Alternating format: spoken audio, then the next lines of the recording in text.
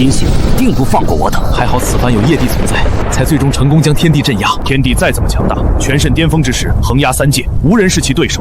但青铜仙境可是无上仙气，不出3日，天地必定生死道消。若无业帝存在，以天地的暴虐，不知道又要为三界带来多少灾难。多亏了业帝的领导，等天帝死后，业帝当执掌天地权位，号令三界。业帝少年有为，此番为三界除去如此大魔，当居功至慧。诸位谬赞，说起来，此番能将天地镇压，我叶辰才是应该谢谢诸位的信任。我顾长生，一个21世纪的大好青年，竟然穿越了，还穿书了，成为书中的最终大反派天帝，被这个世界的气运之子联合诸多强者所镇压，即将在3天后被青铜古镜所炼化，彻底形神俱灭。而主角叶辰，则通过一件件奇遇造化，不断逆袭成长，最终击败天帝，迎娶众多红颜芳心，威压三界，成为一代新天帝。书中的天帝作恶多端，坏事做绝，闹得众叛亲离，连众多红颜也背叛了他。倒戈追随主角，但这和我一个穿越者没关系啊！刚穿越，还有3天就要死了，怎么办？在线等，急！人生修改器系统激活，凡宿主过往，只要合情合理，不超出实际，皆可修改。好，看来我也有系统。凭我对原剧情的了解，只要合情合理修改过去的人生经历，彻底洗白，这还不简单？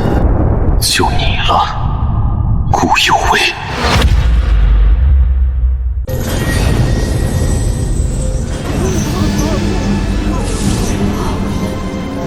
发生了什么？莫不是天帝还留有后手，能挣脱封印？天帝饶命啊！小人也是被逼迫的。天帝手段狠辣，修为盖世，此番能破灭仙宫，成功将其镇压。除了里应外合之外，也是多亏了自魔族一位无上大帝手中借来的仙器青铜古镜。若天帝脱困，后果不堪设想。诸位不必担心，青铜古镜乃是无上仙器，哪怕天帝修到不朽之界，也无法脱困。有为姑娘乃天帝亲生妹妹，此番若不是她和天帝反目倒戈，将天帝闭关的消息告知给了业帝，我等还没那么容易攻破仙宫。发生什么了？青铜仙境为什么出现这样的变化？青铜古镜将人炼化之时，会让人的神魂浮现出来，化作神魂碎片。这是天帝曾经的记忆过往。倒是有趣，看看天帝的过往，倒是更能清楚知道他做了多少恶，恐怕是罄竹难书。毕竟是高高在上的天帝过往，其中不知蕴含了多少大秘和造化，若得其一，也够我等享用终生了。哼，天帝的过往，不知做了多少恶事，看一眼我都觉得恶心。不，妹子，大哥，天帝他以前不是这样子的，他以前还是不错的，只是后面才变了。都这个时候了，你还替他说话？别忘了他是怎么对待你一族，如何屠杀你姐姐的。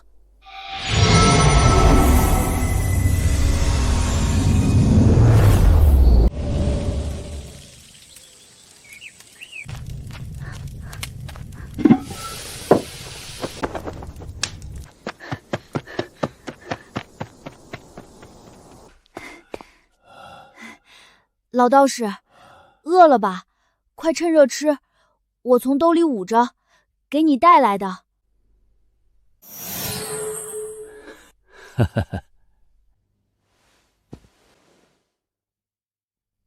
不错，你这根骨自上古之后就不常见了。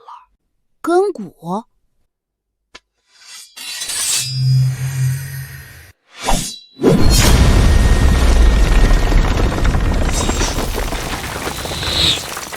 你可曾练过剑？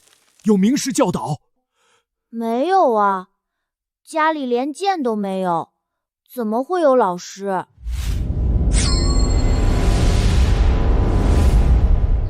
无人教导，第一次摸剑便摸索出了剑道真意，太不可思议了。所谓剑道古之妖孽，也不过如此啊！我等纵横天地间这么多年，还是第一次遇到这种事情啊！若非亲眼所见，谁敢相信？没想到少年天帝的剑道天赋如此恐怖，怪不得日后能横推天地间，没有任何敌手。我自己一路逆袭，得到各种机缘造化，可在4、5岁就领悟剑道真意的天帝面前，简直什么都不是。天帝既然剑道如此恐怖，可为何没人见过他出剑？莫不是天帝还有什么后手？天帝的确是一位剑道天骄，不过因为一些原因，他的剑心破碎了。至于是何原因，我也不清楚，因为他从未告诉过我。接下来继续看下去，应该会看到答案的。老道士，我要回去了。娘要是知道我偷了家里的吃食，会打我的。祸不及凡人，有什么冲我来吧。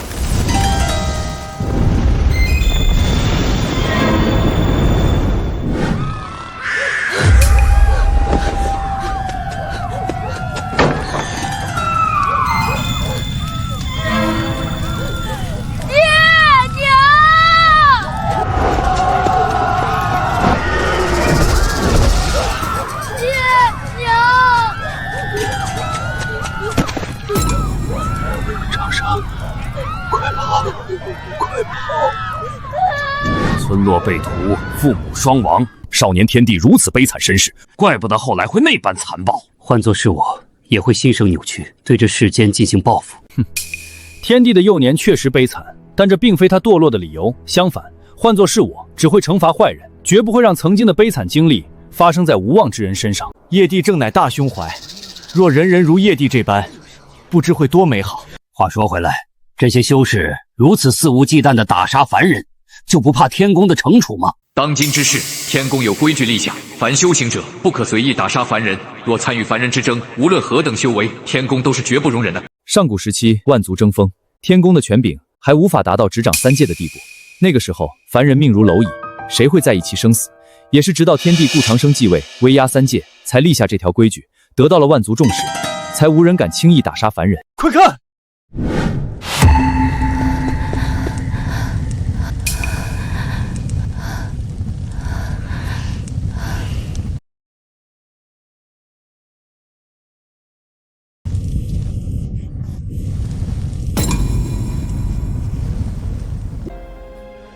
放心吧，我会照顾好她的。这女婴该不会是顾幼薇女帝吧？不是说天帝和顾幼薇女帝是亲兄妹？可从现在的情况来看，天帝家里的人都死绝了，也没有一个女婴啊。所以说，其实顾幼薇女帝是天帝在逃难的路上捡的。也难怪说天帝会对幼薇姑娘如此狠辣，甚至要抽走幼薇姑娘的仙根，因为他从一开始就没有将幼薇姑娘当成亲妹妹。可叹啊，纵然不是至亲，也怎能灭绝人性？顾有为心性冷漠，我想要走进他的内心，这便是好机会。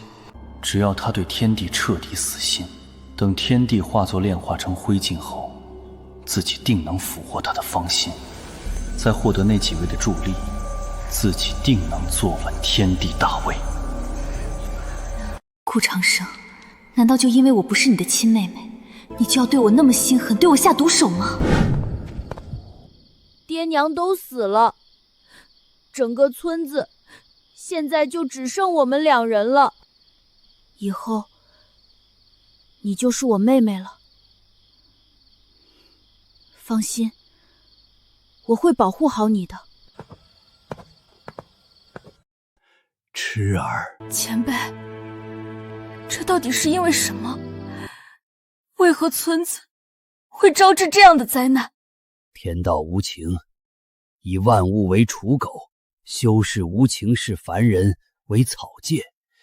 你以后就会明白的。贫道要死了，我这一生孤苦，膝下没有半个传人，如今即将离世，你能给我磕个头，唤我一声师父吗？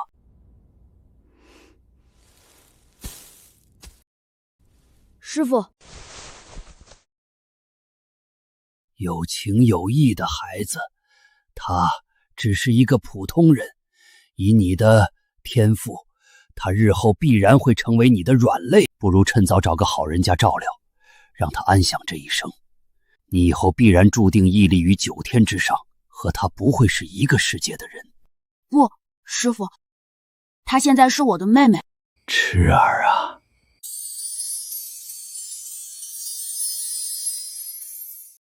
老道瞎说什么？幼薇姑娘的天赋何等罕见，拥有仙根，称得上镇古霍今，不到1000年时间便成为横压3界的地级人物。她都是普通人，那我等又算什么？当初的天帝倒也有情有义，可后面为何？天帝性情狡诈，明显是为了在老道面前表现，以获取其好感，不然以其残暴心性，怕是早已将顾姑娘抛弃了。世人皆知天帝残暴，血屠生灵，为了一己私欲，更是令万灵喋血，万族不存。我看他没有抛弃顾姑娘，肯定另有私心。滚开！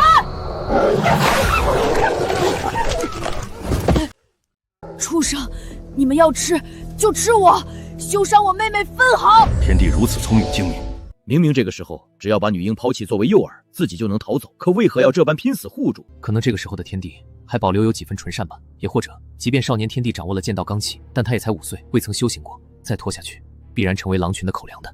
不可能，这定然是天帝的苦肉计。5岁的天帝，在尚且只是婴儿的我面前表演苦肉计，这不然如何解释？为何那时候的你这般拼命护我，可后来会狠辣到那种地步？我不能死，不能死在这里，我还要保护妹妹。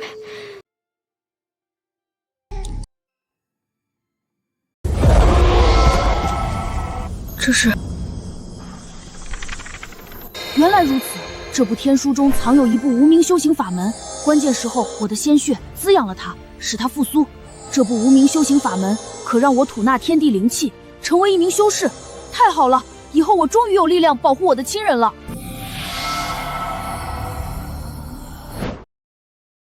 山外情况不明，我怀揣天书，若遇到同样的修行者，怕是会被电击，有性命之危。妹妹尚在襁褓，必须和我寸步不离啊！应该是饿了吧？可外面那么危险，我怎么去给你找吃的呢？我也没有奶水啊，必须要想办法，看能不能找到正在喂养幼兽的母兽。只能说不愧是天帝啊！好恐怖的悟性！才刚得到修行法门，便能吐纳天地灵气，这天赋真是古今罕见。我还在想，面对如此危机，毫无力量的天帝是如何安然度过的？或许天帝成长如此之快的秘密都全在其中。有一说一，虽然天帝才5岁，但为了一个异性妹妹能做到这一步，称一句汉子也不为过。若我得到那部天书，如今成就绝对不会在天地之下。别紧张，我没恶意，我只是想向你借点奶水给我的妹妹。我知道你有灵性，我只是和你做个交易，你分我一点奶水，我帮你狩猎，寻找肉食。我不骗你，给，换奶，喝吧。这几天把你饿坏了，是我这个哥哥不称职。想不到少年时期的天帝便这般狠辣，而且还是对自己。难以想象，一个5岁的孩子是如何承受这样的痛苦以及胆量。从侧面也证明了少年时期的天帝心思何等可怕。他展现如此狠辣手段，也是想镇住那只母豹子，从而减少了很多不必要的麻烦。才5岁而已，便这般狠辣，心思深沉，日后会祸害3界，成为公敌也不足为奇了。我只是你没有血缘关系的妹妹，你当初都能对我那么好，为何后面却变了？换奶。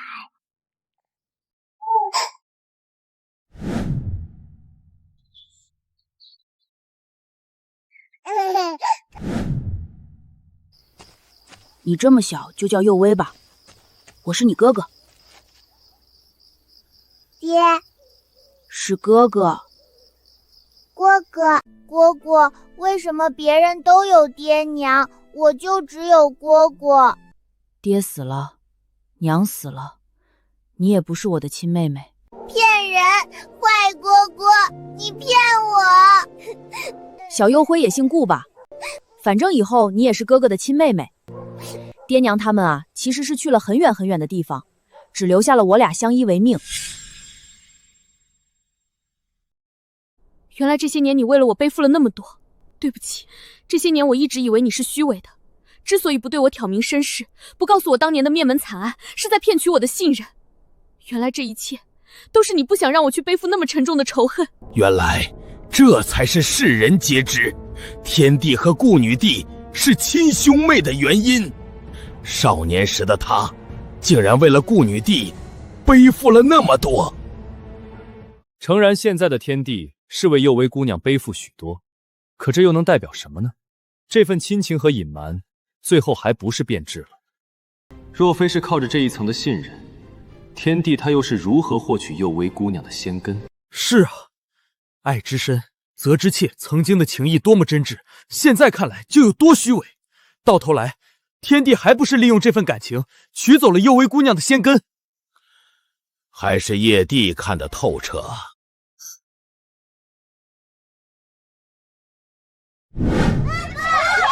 是他放的火，我亲眼看到的。就是他，平时那么讨厌顽皮，常常和山里的豹子一起吓人，现在竟然把村子里的房屋给烧了，真是太坏了！快滚出村子去！妹妹，别怕，有哥哥在。哥哥，这次不是我，是小北烧的，他冤枉我。我相信幼薇。哥哥为什么相信？因为你只是有点顽皮。可为什么这些人不信？不重要，哥哥相信就够了。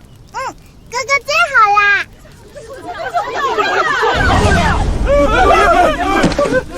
这里不欢迎我们，我们去山里吧。仙人，是仙人啊！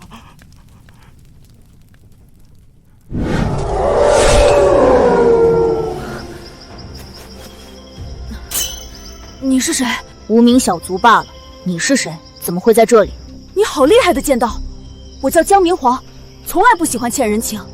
你今天救了我一次，我便送你本功法。多谢，但我不需要。我看你剑道不错，若能加入宗门成为修士，必会一步登天。何必待在这里与虎豹为伍？看你对这些很了解，你知道一种浑身被黑雾所包裹的修士吗？哦，修士有的身上带有仙光，有的身上有神辉，不同功法意象不同。你要寻找的这种修士，怕是魔道那边的。我要寻找的仇敌，难道是魔道那边的？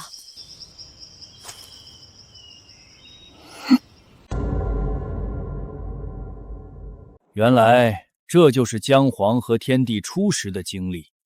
不过姜家主贵为上古世家的少主，族中底蕴深不可测，怎么会因为山间狼群被逼到这个地步？我父亲的子嗣只有我一个人，少年时期我备受宠爱，导致心性上面差了一点，所以10岁之前都未曾修行。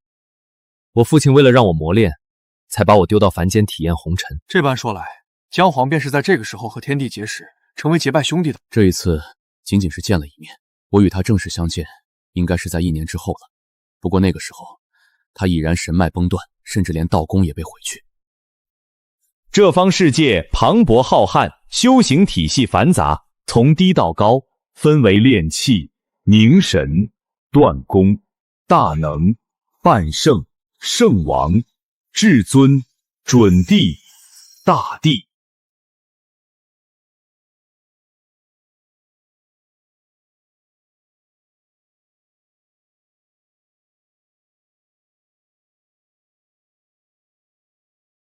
仙根？天帝身上怎么也有仙根？他身上怎么会有仙根？这不可能！幼薇姑娘会和天帝反目成仇，便是因为天帝差点取走了她的仙根。可天帝既然有了一根，为何还要去取她的？总不可能这其中有什么隐情或者苦衷吧？我一直以来恨你，都是因为你骗我，恨自己最亲的哥哥会因为一根仙根而欺骗我。可你明明知道，若你想要我的仙根，你直接开口，我也会给你的。可你为何要骗我？我明白了，姜黄曾说过，1年之后，天地神脉崩断，道宫被毁，或许他的仙根也被人所挖去了。正是因为知晓仙根的强大，所以他才会在后来对幼尾姑娘的仙根起贪念。没错，叶帝这番话极有道理。你真会这样吗？仙根复苏后，我的修行速度进展极快，在我的摸索之下，可谓一日千里。不过现在也遇到了瓶颈，离大能境只差1步。我也在尝试教小幼薇，可她的根骨实在是太差了，还过于顽皮。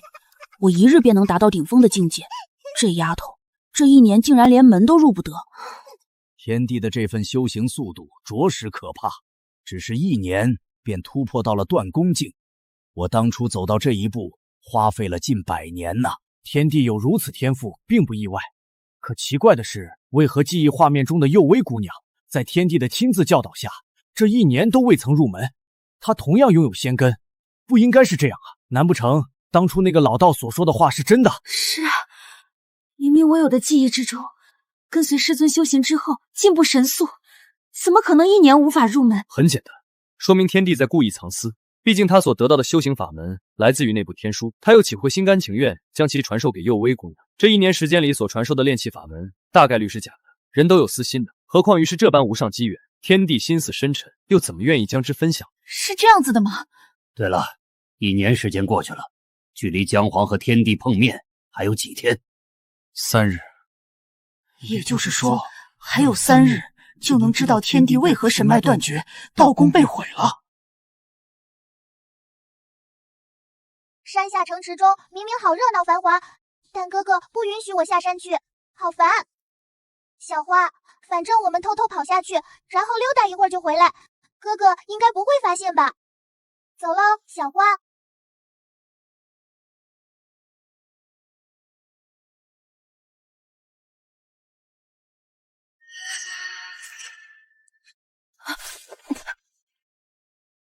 这丫头怎么不听话？肯定是偷偷跑下山去了。莫非天帝被毁去道根的缘由，是因为幼薇姑娘这次下山所引起的？真是令人惋惜。原本是因为我，你的仙根才被毁去，后来才会要取我的仙根吗？或许天帝的仙根被毁，的确是跟这次下山有关，可他怎么可能完全将此事直接归咎在幼薇姑娘身上？毕竟你们可是至亲啊！何况那时候的幼薇姑娘只有3岁，什么都不懂。叶帝，你不必再多说。她因我失去仙根，我自该还她。待她陨落后，我便自废根骨，隐匿山门，不再出世。本帝一直以来都想把顾有为纳入后宫，他若是就此隐匿，那我所做一切不就是白费了？这该死的天帝都马上要陨落了，还在迫害本帝。有为那丫头对山下最繁华的赵国最是向往，肯定是跑这里来了。但这里是怎么回事？这里发生了什么？还我孩子来！他们从天而降，抢走了我的孩子，还杀了我丈夫。他们是谁？肯定是皇室的人，他们又来抢我们的孩子了。皇室的人怎么会抢百姓的孩子？来者何人？滚开！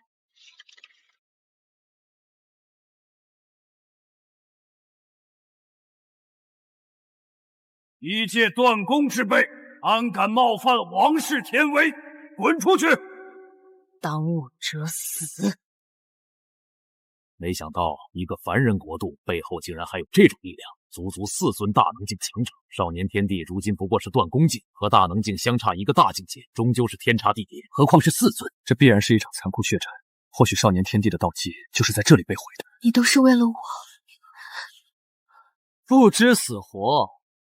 以区区断宫之境，竟然妄图撼动4尊大能！这怎么可能？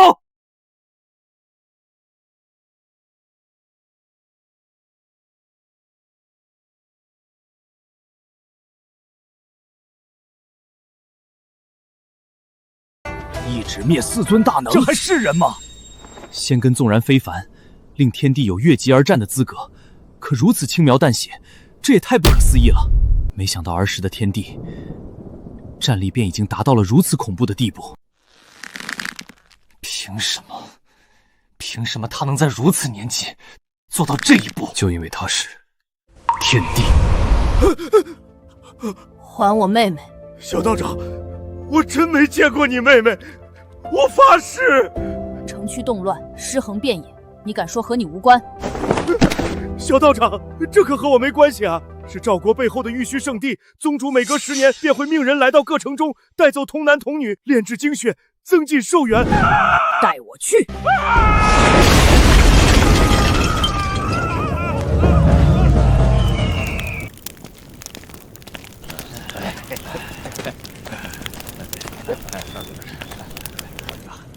玉虚守山修士，我妹妹呢？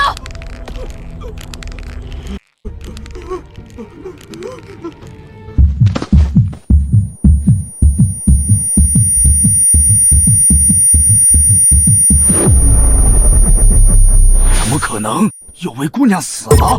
我完全不记得我还有这样的遭遇啊！可从天帝的记忆画面中来看，有位姑娘的确死了呀，毫无气息，明显死绝了。可能是师傅救了我吧。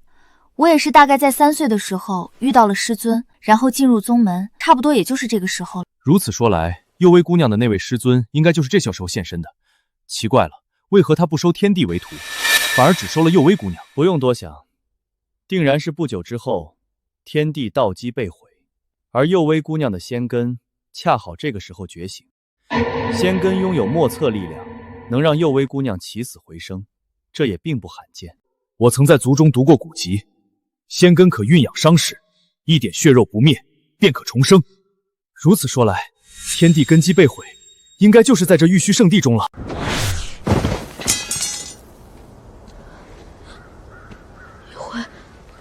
幽辉，你睁眼啊！我是哥哥，对不起，是哥哥没保护好你。幽微，你怎么就丢下哥哥了？你可是哥哥一点点看着长大的人啊！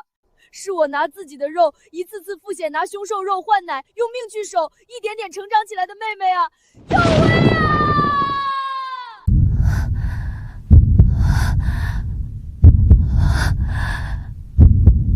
好疼，好疼。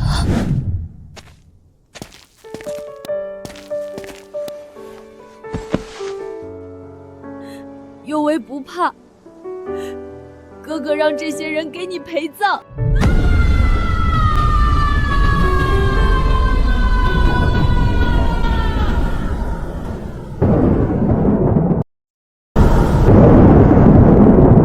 有大敌降临，去战！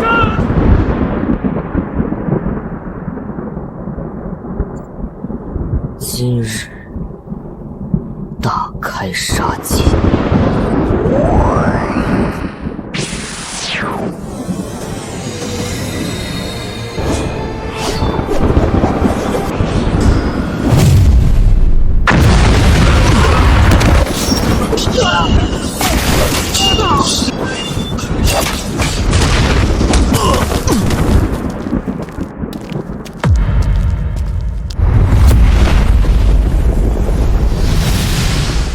胆敢放肆！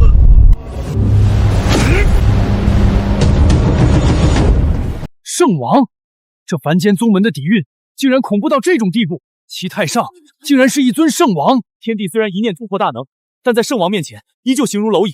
这毕竟是碾压大能2个境界的存在。也就是说，便是这位挖走了天帝的仙根，只是为何天帝还能活下来？难道是幽微姑娘的师尊出现，及时救下了他？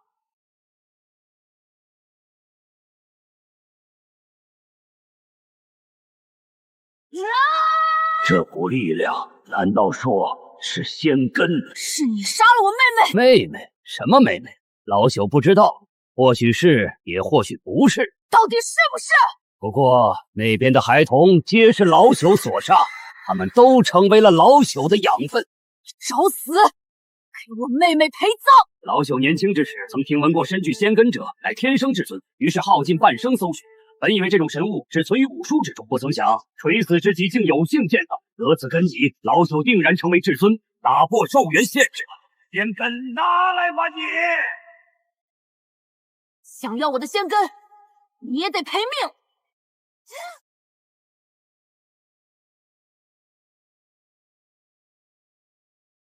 疯了，完全不要命了！你竟然压榨仙根的力量，试图以12根神脉造功做赌，强行拔高境界，这样的反噬后果，你承担得起？妹妹已死，是何后果反噬？我已无心过问。今日我便要你死！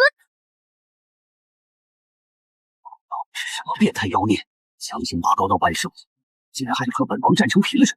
不过，他修来的力量，强行拔高，终究撑不了多久。真是变态！不过本王能磨死你，看你到底能撑多久。既然这样还杀不了你，那我便以我的道功神脉为形，借我全身，以仙根为引，化为同葬一击。疯了，这是疯子！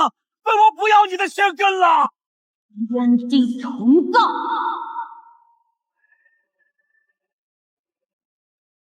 怪物，疯子，为了一个凡人妹妹，何至于此？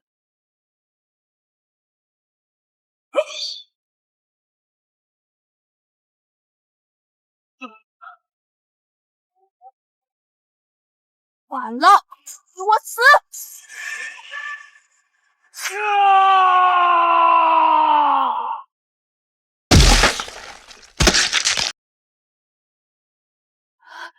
有为，哥哥给你报仇了，不要害怕，哥哥很快就来陪你了。没想到一代圣王竟然死在年仅7岁的天帝手中，那最终一击威能甚至已经达到至尊级了，太恐怖了。可惜了，这一击之后，天地差不多也废了，神脉、道宫全被毁掉，连仙根也暗淡了。是啊，要知道天帝从开始正式修行到斩杀一尊圣王，差不多才1、2年时间啊！只是修行1、2年就斩杀圣王，他凭什么？所有风头本该属于我的，现在却被他所抢走了。不对，如此说来，天帝他的仙根并没有被毁，所受之伤可慢慢愈合。可我见到他的时候，他道基被毁，身上已经没有仙根了。那他的仙根是什么时候被毁的？师尊，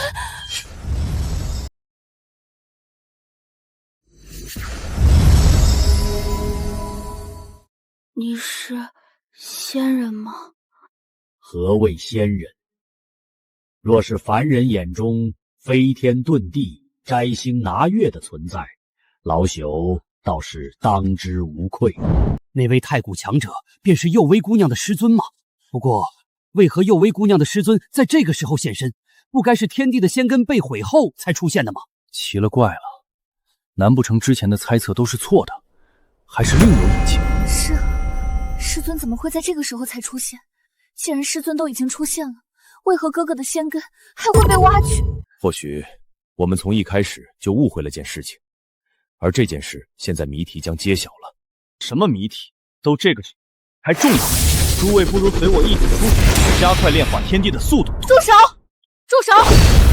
叶帝，你想做什么？哼！诸位可莫忘了天帝所行之恶，即便过往有所隐秘，但也改变不了什么。莫要自误。仙人，恳请仙人救我妹妹，一定要救我妹妹！他死了，死人怎么可能复生？可以的，可以的。刚刚我明明已经快死了，可你只是一挥手，我便感觉好多了。你体内有仙根，体质非凡，道基虽毁，躯体底蕴仍在，老朽自然可救你。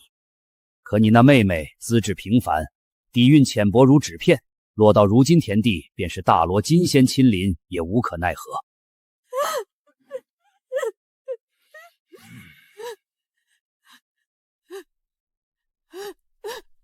不可能，绝不可能！我妹妹自幼聪慧，连我都有，她怎么可能没有？痴儿，老道乃太古圣尊，怎么可能看错？万古岁月以来，能诞生仙根者不超过1手之数。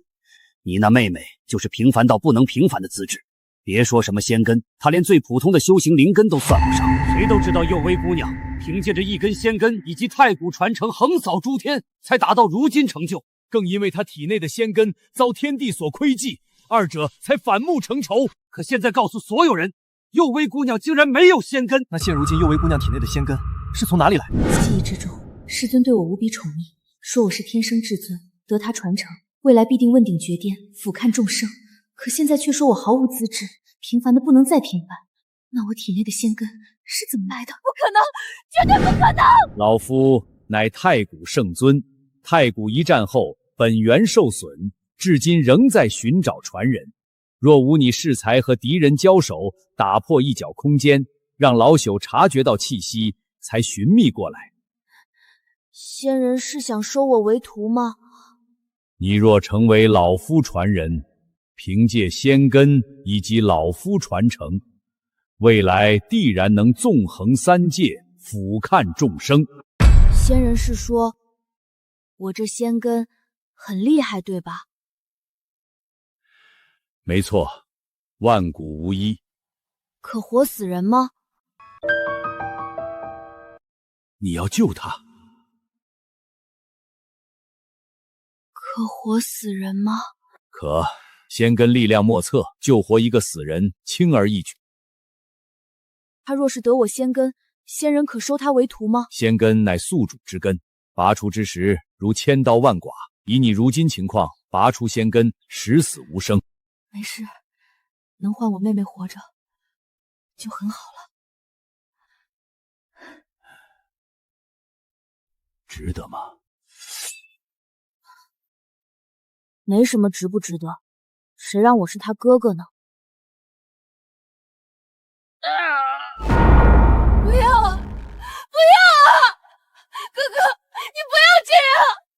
是因为错了，我一直以来都错了。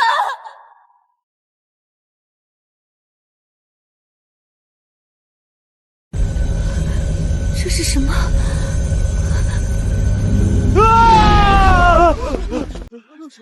这是天地的感受，诸位莫要离镜子太近。古镜传递记忆时，会将一半痛楚传到境外。只是一半的痛楚，便让叶帝如此惨叫。当初的天帝才7岁呀，这般挖骨之痛，他如何忍耐的？只是一半便已如此，那时的你是如何忍得下来啊，哥哥？该死的天帝，竟然让我在众人面前丢脸！老头子，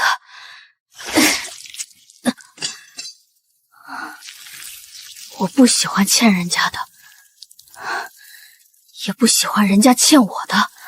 我送你一个盖世无双的弟子，你得照顾好他，否则我不会放过你，绝技不会放过。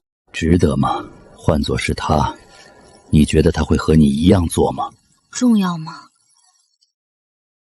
若真换过来，我不希望他为我挖仙根，哪有什么值得不值得？她可是我的妹妹啊，当哥哥的就应该保护她。可惜老夫本源受损，又需教导传人，否则可分运一些本源之力给你，助你度过此劫。此一别，或许再无相见之日。你可还有什么话想对他说的？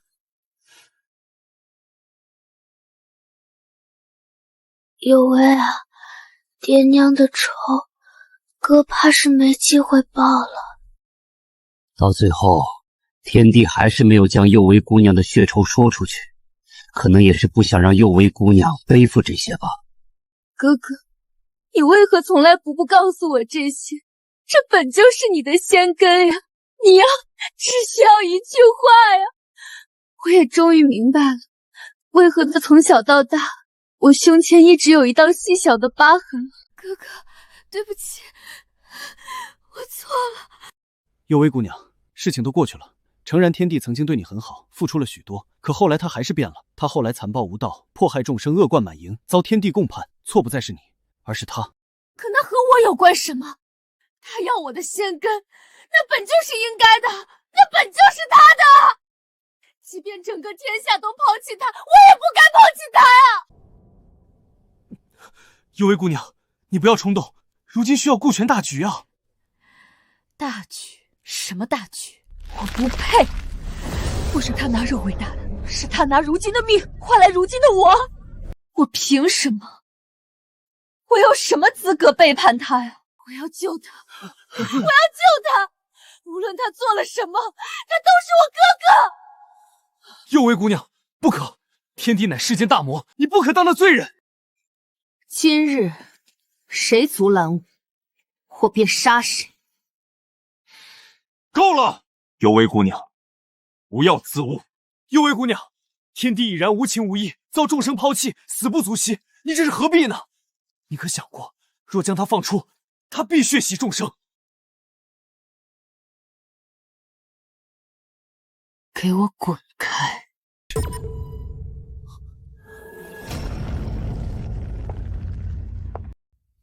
该死的天帝，马上都要死了，竟然还让郭有为倒戈，真是恶心本帝！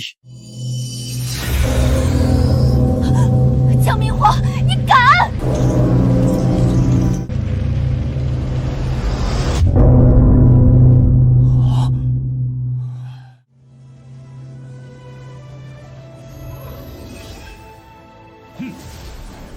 不愧是天帝曾炼制的无上仙器，仙威盖世，纵使幼薇姑娘才情无双，最终也被此钟镇压。此钟曾随天地征战诸天万界，横扫一切敌，不知沾染了多少大帝至尊之血，后面更是晋升为无上仙气。话虽如此，但此钟祭炼过程之惨无人道。姜黄姐姐乃道气仙胎之体，当天帝得知后，竟是拿姜黄姐姐祭炼此钟，后面更是被抹除意识，成为此钟器灵。的确如此，也正是因为我和姐姐血脉相连，所以这世间除却天地外，也只有我还能掌控此钟。说实话，我等能那么容易攻破天地宫，很大部分原因还是多亏了姜黄在时空长河中封印此钟，为我等争取了时间。藏天钟在姜明皇手中，能让他跻身当时最强者之列，连叶晨也不一定是其对手。若不解决掉他，即便我让其余人反手，恐怕后面都会被他给镇压。真是奇了怪，编写人生的唯一要求就是得贴近现实，可顾有温的人生，我编写了那么久，就没有一次失效过，就好像完全是天地的真正过处经历一样。哎，先不管了，继续编写过去脱身吧。喂，你还记不记得我？当初在山林里，我被狼群包围，是你救了我一命。我本以为我已经够惨了，却没想到你比我还惨，神外道宫都被毁去。不过你也是够幸运的，若非我听到这玉虚圣地遭难，想来捡点漏，不然还遇不到你。再怎么说，你也救过我一次，我救你这次也算扯平了。都躺半年了，你怎么还没好？小爷都照顾你半年了，你怎么还半死不活的样子？你照顾我什么？每天给你守着，不算照顾你吗？这半年还不是靠我自己熬过来。不管，你快点恢复过来。小爷想吃肉啊！当初救你，可就想着你是修士，身上有点值钱的东西，谁知道你就是个穷光蛋，现在每天都得去乞讨。我现在依旧浑身断裂，无法动弹。你再让我熬半年，或许就能下地了。到时候我去打猎，你就有肉吃了。真是个怪物，半年不吃不喝，不动弹一下，换作是别人早就死了。到底是怎么活下来的？当初我还未曾修行，在下界混迹，饥一顿饱一顿的。本想在玉虚圣地废墟捡漏，不曾想再度遇到天帝，还把他当作是玉虚圣地抓去的童男童女，也没想到他是覆灭玉虚圣地的那神秘人。若是当初天帝死在那里，就没有后面那么多事情了。没想到他生命力如此顽强，浑身伤势，挖去仙根后还硬生生熬了下来。若我当初不将他带回去，任由他死在那里，或许我姐姐也不会。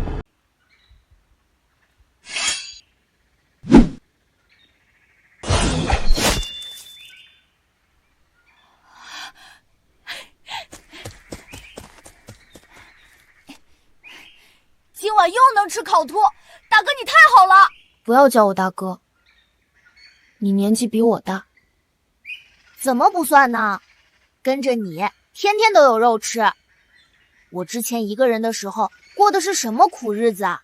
你现在就是我的大哥。差不多2年的时间，我才差不多恢复过来。本以为没有了仙根，我会死去，不曾想靠着要找回妹妹以及帮父母报仇的念头，我竟然奇迹般熬了下来，真是天不绝我。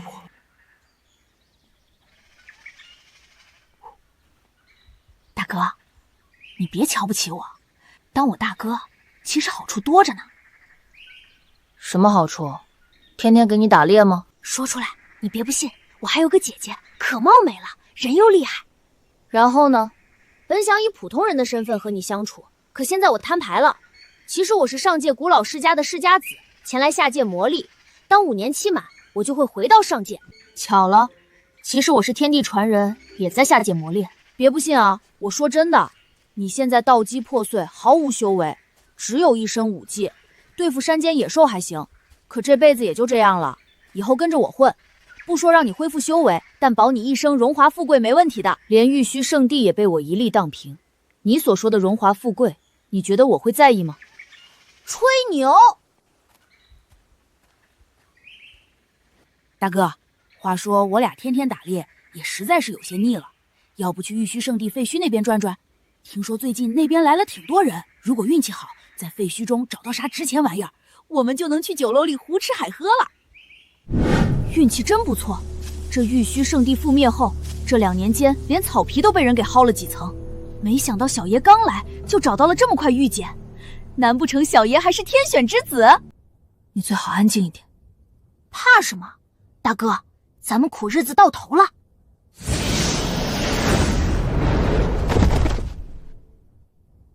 你找到了什么？没什么。你们怎么能抢我东西？你说什么？这是你的东西？那不然呢？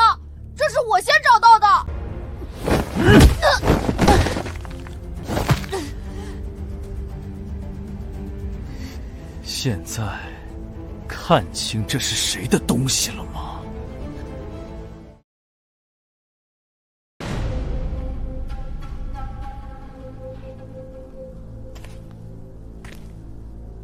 把脚挪开！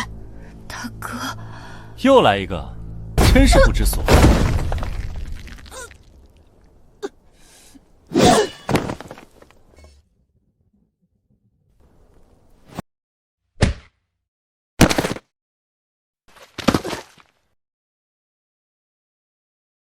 罢了，欺负2个凡人，也着实无趣。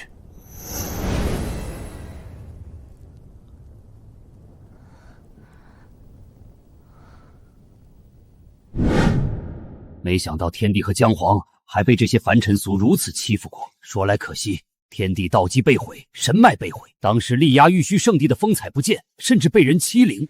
当初也是因为我的缘故，年少无知，莽撞惹祸，才会如此。天帝道基已碎，连普通修士都能欺负他，那他后来是如何再度踏上修行之路的？失去了仙根，没有丝毫修为和背景的哥哥，是如何在这般艰苦的大事中活下来的？连这些普通修士都能随便欺负他，都怪我，是我害得他如此。顾长生，你快醒醒！你怎么那么傻？明明躺地上装死就行了，非要和他们硬磕。你现在可不是修士啊！装死他们就会放过我们吗？可这样你差点被打死啊！真是个疯子，为了我值得吗？你不是叫我大哥吗？我只是叫着玩的，你还认真起来了。我不在意。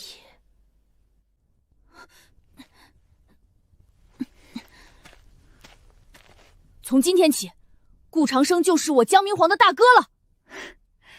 没有了妹妹，我现在却要多个兄弟吗？欢乐时一起对酒当歌，风起时一起游山历河，对强敌一起出生入死，临危难一起刀山火海。兄有事，弟拔刀即往；弟有难，兄九死不回。没想到当初天帝和姜皇竟然是这般结拜的，虽然平淡，但这情谊却是纯粹啊！少年义气，正当如此。说他永远是那个大哥该多好，可他顾长生后面终究是变了。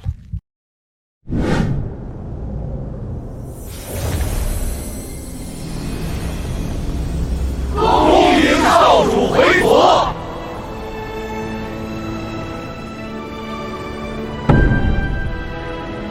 大哥，你这下子总该相信我是世家子了吧？我也从来没有说过不信啊。大哥，你随我去上界吧。你我兄弟2人的苦日子也算是到头了。你我2人有各自的路要走。我道基已碎，即便前往上界，此生的荣华富贵倒不如人间自在。你不必劝我。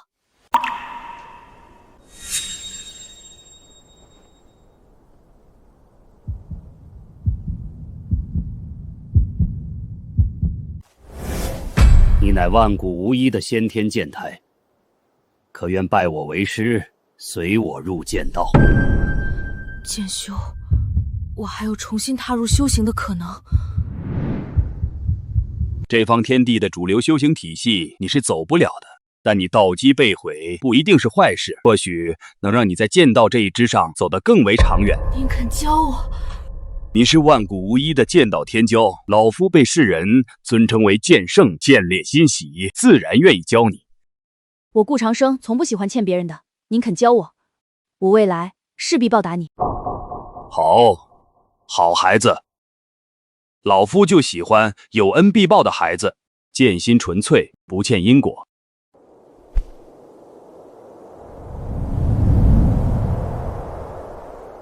天帝竟然还有师尊，可为何天帝从未透露过？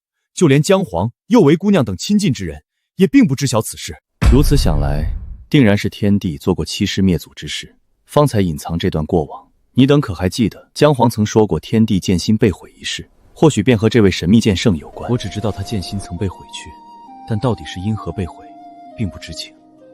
难不成天帝之恶是从剑心被毁之后才苏醒的？长生乃为师游历凡尘所收的亲传弟子，也是尔等师兄。还不快来见拜！此人年纪浅薄，看打扮好似乞丐，老师怎么会收他为我等师兄？是啊，你看他哪有半分剑修的风流倜傥，还持着一把柴刀，莫不是老师在山间所寻来的劈柴小孩？哼！见过师兄。这些言语你不必理会。当今之事，实力为尊。为师给你10年，10年之后，若你不能力压同门，那你我之间的师徒情谊也便尽了。弟子定不辜负师尊期望。这些是剑宗以来的所有剑道绝学，还包括为师年轻之时所创下的剑招感悟，你可随意翻阅学习。为师虽然可以指点你的剑道，让你少走弯路，但其中的诸多门道还需要你自己摸索。长生，拜谢师尊。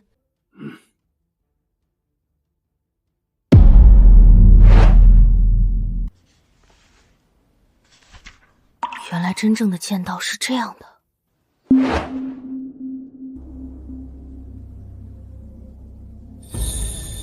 原来如此，我既为剑修，自当与天命抗争，以手中之剑斩去不公。就算举世皆敌，天地共弃又如何？剑宗1年1度的论道，说是论道，实际上却是比试。我剑宗数万弟子，每人皆是天之骄子，凡前10弟子赏赐最为上乘，因此每年论道最为激烈。最差的都是凝神境的存在，甚至还有半圣级别的弟子。你才入门1年，这场论道你就看看便是，不需要参与。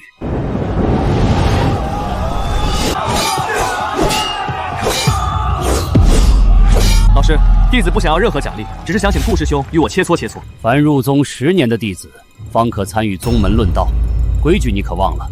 长生可才入门1年，弟子知晓，但顾师兄能被老师收为亲传弟子，想必定然天赋绝伦，弟子也想请教一番。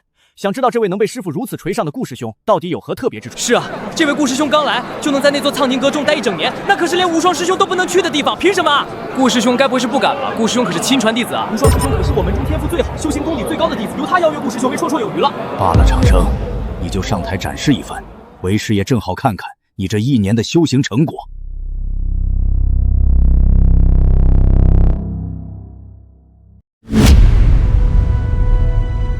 师兄，你且出手吧，师弟我是不会伤害到你。你先出手吧，我出手，你就没有出手的机会。顾师兄才入门1年，可能并不了解师弟的实力。纵然是半圣强者，师弟我单手便镇压。你确定要我先出手？出手吧。这是无双师兄的天外飞剑，一剑飞仙，杀伐绝世。曾于落日渊一剑斩灭圣王境妖兽。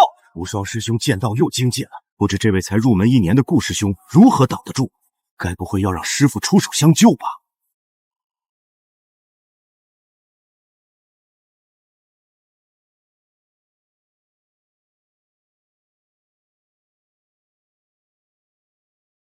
我说过，若我先出手，你连拔剑的机会都没有。妖孽，真是妖孽呀！天地道根被废，再到一剑败圣王，也不过1年时间，这是何等不可思议的恐怖怪胎啊！这他妈还是人？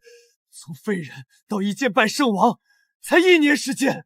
我也没想到，天帝他的剑道天赋竟然恐怖到这种地步，比之仙根丝毫不差。得亏天帝的仙根没了，后来剑线心也毁了，不然后面谁能败他？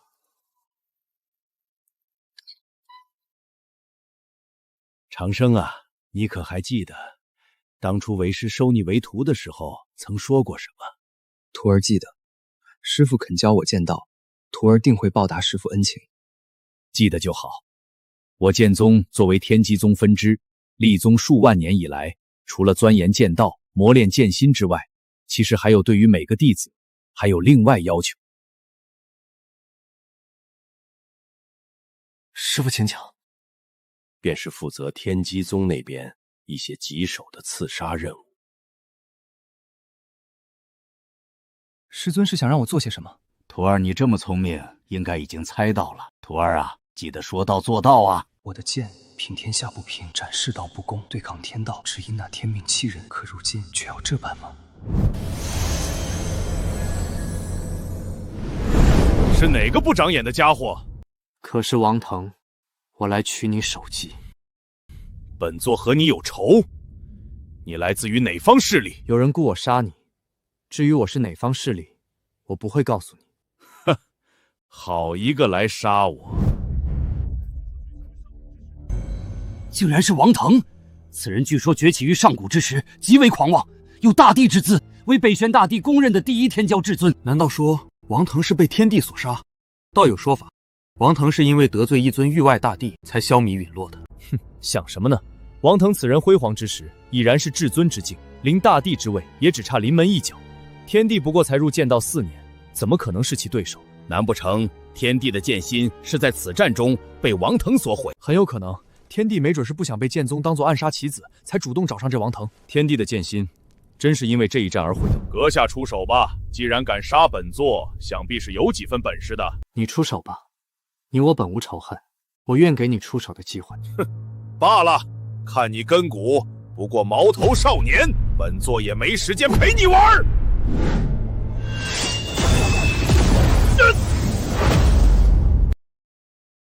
怎么可能？这是一位天赋恐怖的盖世至尊啊！每位至尊无一不是福缘资质深厚的存在，数千年苦修方可走到这一步。可天帝才踏足剑道4年，便能剑斩至尊了。4年磨一剑，一剑斩至尊，天帝的剑道天赋居然恐怖到这种地步。姜黄，你不是说天帝的剑心后来被毁了吗？可他如今都能剑斩至尊了，境界怕是逼近准帝了。在那个时代，天地间能出世的大帝有几尊？你莫不是在骗我等？天帝的剑心的确是被毁了，这点千真万确，本皇可以道心起誓。难不成他曾挑战过大帝？天地妖孽到这种地步，天资之恐怖堪称万古无一。人族大帝肩负守护众生之责，即便被天帝上门挑战，也不可能出手毁去其剑心的。是啊，那个时候的天帝就这般妖孽，只会受到诸多大帝的庇护。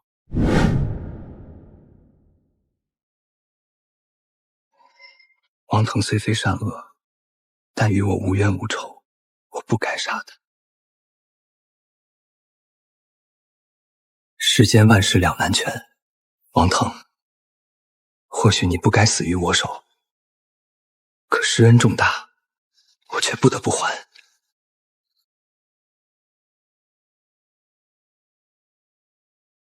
你我虽无怨，但你处抚欺男霸女，仰仗先威，鱼肉百姓，你却是该死。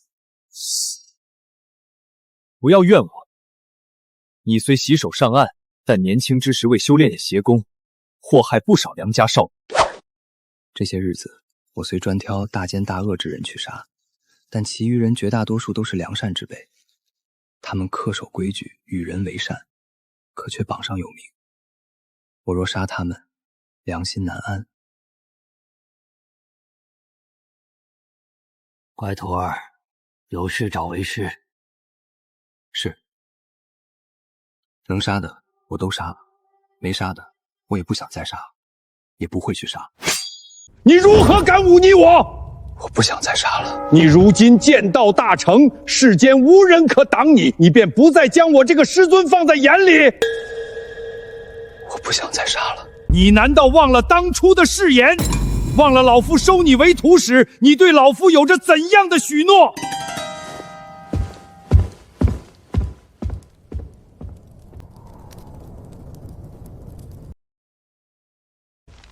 老师云游去了，临行前让我给师兄带一句话。你说。老师说他需要让你最后替他杀一人，至于那个是谁，老师云游回来自然会告诉你。师兄若是答应，此事之后因果两清。杀一人，只要再杀一人，我便还清了师尊恩情，一切就都可以结束了。我也可以摆脱剑宗，此后下山就能寻找杀害爹娘的仇人，也能去找妹妹了。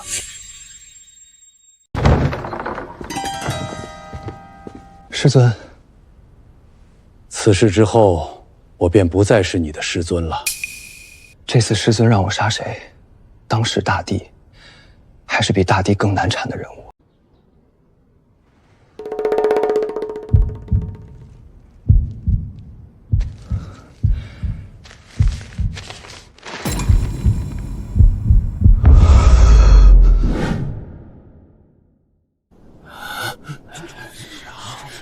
没想到这剑宗让天帝去杀的最后一人，竟然是姜黄。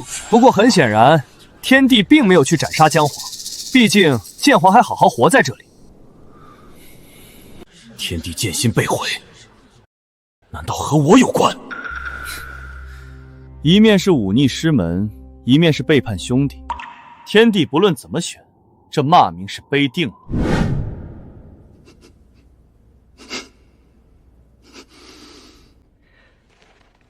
为何是我？此事并非我意，而是剑宗其余高层一致决定。实际上，早在你和江明皇相遇那一刻，剑宗便已经注意到你，我方才下界收你为徒。所以这场算计，从一开始就已经注定了。江明皇乃上古世家江家少主，整个北玄大陆也只有3个上古世家，这3个世家底蕴深厚，互相鼎立，镇压诸多纪元。一旦江明皇死了，江家必然会不顾一切报复其余2家。所以呢？江家高手如云，江明皇背后更有诸多护道者，唯有你才有实力去杀他，也只有你是其兄弟，才能轻而易举取掉他性命。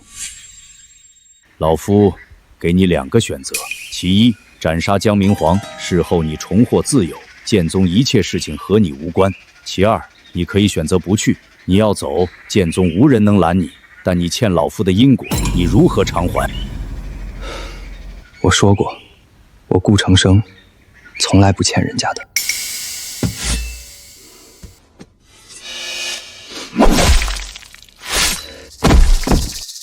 江明皇是我手足，你是我师尊，你要杀我兄弟，那么我便还你一条手臂，也算对得起你。你疯了！你竟为此自毁剑心！老剑圣，我顾长生的剑道是你教的，今日你我师徒恩断义绝，我便将这颗剑心也还你，如何？可够？原来这才是天地剑心会毁的原因，我等早该想到的。是啊，那时候的上古，除了天帝他自己外，还有何人能毁去那无敌剑心？想来天帝他竭力隐瞒这段往事，并非是因为恶行怕被揭露，而是怕姜黄无法去面对他。这段往事中，天帝他没有对不起师恩，同样没有对不起兄弟，唯独对不起自己。原来是这样，原来是这样的！为何你从前双臂健全，可后来却失去了一臂？明明你是史上最妖孽的剑道天才，却因我而毁去一颗无敌剑心。不练剑了。大哥，谁准许你不练剑的，我就不准，你就不能假装来杀我吗？就许你是我的兄弟，不许我是你兄弟吗？为什么要放弃剑道？为什么要自毁剑心？你连跟我去上界享受荣华富贵都不肯，这份恩情让我怎么去还？姜黄莫要太过伤心，诚然天帝为你做了许多，可最终他杀了你姐姐，血亲之仇岂能不报？我心中有数，待他陨落之后，我便废掉修为，避世不出。我欠他一颗无敌剑心，便拿此生大地修为还他。可叹天帝实乃义薄云天，令人钦佩，为异姓兄弟妹妹做到这一步。若非后来所为，谁又愿意站到他的对立面去呢？天地残暴，血屠众生。江明皇，你竟然还在为这种人缅怀那份兄弟情谊，实在可笑。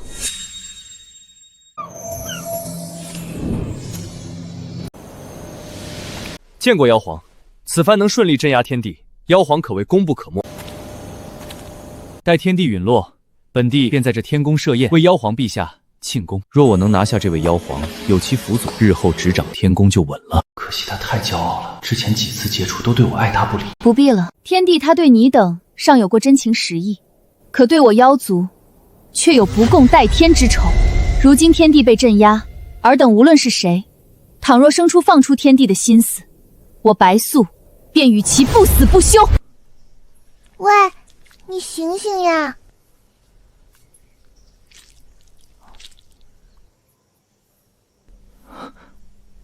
妖，你醒了？你为何救我？没有原因，只是恰好遇见你，不想看着你死。我剑心被毁，道基不存，孑然一身，无背景传承。你想法设法救我，半点好处都得不到。别想太多，好好养伤吧。妖皇陛下，这狐狸该不会是你吧？亦或者你们狐族的某位强者？本皇可是拥有上古血脉的青丘九尾灵狐，跟一只普通狐狸能有什么关系？那就好。可恨的小白狐，你可知你的所作所为，为我妖族日后招来多大的灾难？你如今救了顾长生，可他日后依旧无情，屠戮我无数妖族。快吃吧，不用想那么多，没毒。既然没死，我总归要活下去，还有父母大仇未报。不过这小狐狸到底要干什么？你应该不能化形吧？你现在还很虚弱，暂且待在这里，我去洞外看看还有没有果子。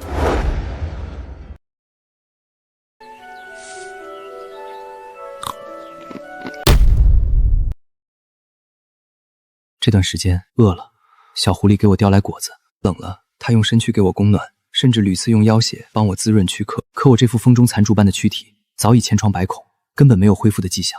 算了，不继续拖累它了。算了吧，我这副身躯早已被我折磨得不成样子，如今就剩一副空壳，你不用管我了。一定可以的，会有办法的。我一直想不通，你为何会对我那么好？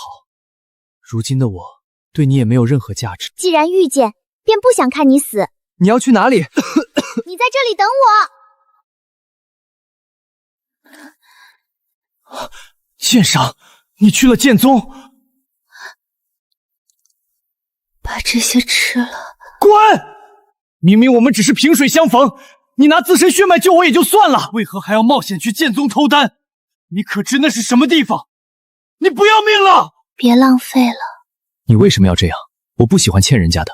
你若说不出缘由，我宁死也不会接受你的好意。我要死了。死？看到了，我这一脉被人下了血脉诅咒，每过一天，本源便会减去一分，直至死去。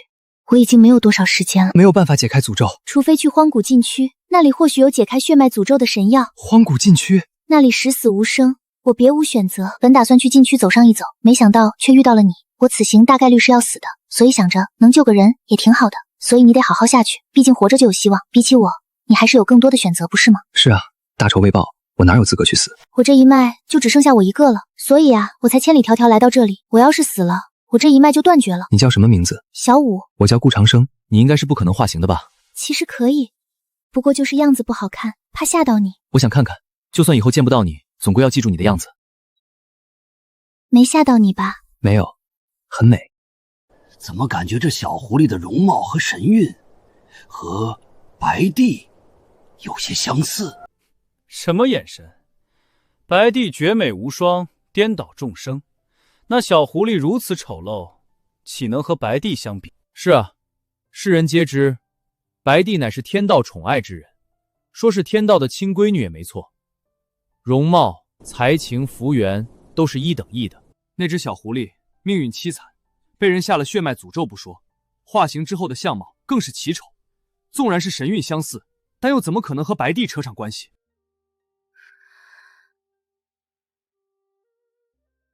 说起来，这小狐狸对天帝可谓是无微不至，不求回报。可天帝后来却是如何对待妖族的？当今的妖族大帝白帝之母就被天帝所镇压了。后来天帝的血屠称号便是屠戮无尽妖族得来的。忘恩负义，心狠手辣，本来就是天帝的真面目。你等之前所看到的一切，不过是他未曾变恶的假象罢了。我已时日无多了，我要进入那片禁地了。我听父辈说过，那片禁区有一片轮回海，其中长生物质充溢，或可解开我的血脉诅咒。你如今的状态，此去必死。别无选择，去了尚有生机，不去便只能等死。一起去吧，多一个人便多一分力量，不然那茫茫禁区，你该如何寻找？此去九死一生，你当真想好了？同生共死。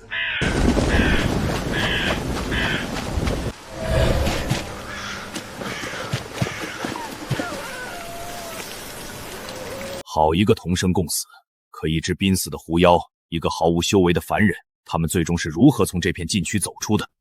或许这只小狐狸根本没有走出来，出来的只有天帝一人。这狐妖对天帝如此之好，可后来天帝依旧无情，屠戮妖族。若小狐狸知晓，不知会不会心寒。你真是傻，拼死护他救他，可他做了什么？你真是妄为妖，甚至是我妖族的罪人。禁区中最可怕的不是魔物，而是这种无处不在的诅咒。越往里走，越是可怕。我已经走不下去了。我一定会带你进去的。不必了，我的朋友，离开这片禁区。你知道我为何要救你吗？实际上，我在你身上看到了我的影子。我本以为我已经很可怜了，却没想到碰到一个更可怜的人。道基崩碎，剑心被毁，手臂也断了。别说了，再不说的话，以后没有机会了。或许是同病相怜吧，我鬼使神差地救了你，直到后来发现你跟我真的好像，一样倔强，一样悲苦。你为何要对我那么好？我一生坎坷，血亲村子被屠，5岁便带着妹妹艰难求生，好不容易碰到个师尊，本以为会得到庇护温暖，可到头来却发现自己只是颗棋子。我从未被人如此待过，不遗余力，竭力保护。所以我想你要活下去。2个命运悲惨的人，总归是要活下去一个吧。我死后会化作一颗妖丹，其中有我的修为，你千万莫要辜负我，将其炼化，或许能让你破碎的道基恢复一些。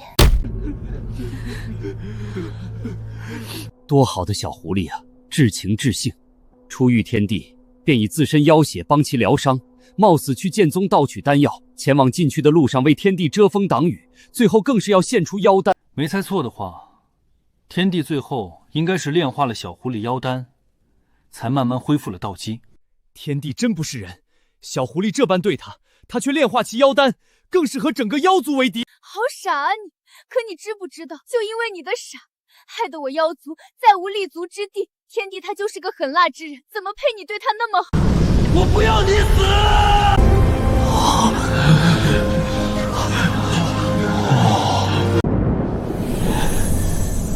我不要你死！造化！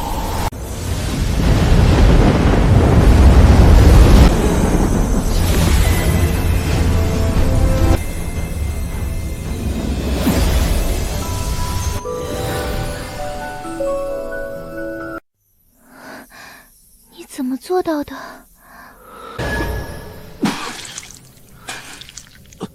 没用的，治标不治本。下这诅咒的人实力太过于强大。刚才天帝是什么手段，竟有生死人肉白骨之效？不是生死人肉白骨，而是调动天地间的某种规则之力。天道，是天道。天帝竟然在此等境地自行领悟了此法。本皇曾在古籍中见过，我不求道，道自然来。此等修行之路，只存在于古史之中，乃是通过感悟规则，借助天地之力，一念之间扭转天地规则。莫说长生，便是令死人逆活，也是轻而易举。竟然如此强大！天帝真是妖孽啊！在这般情况下，竟然依靠自己，硬生生揣摩出了天道修行之法。这他妈是人吗？话说回来，连天道手段也救不了小狐狸，他所受诅咒至少也是一尊大帝下的。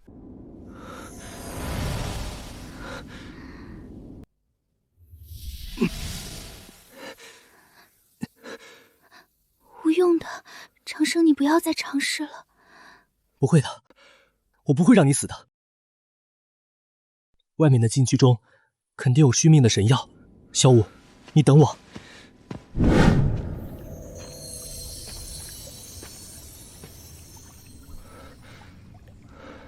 这株神秘小花肯定是延寿神药。何人敢闯我碧落潭？借这株小花续命，日后定有厚报。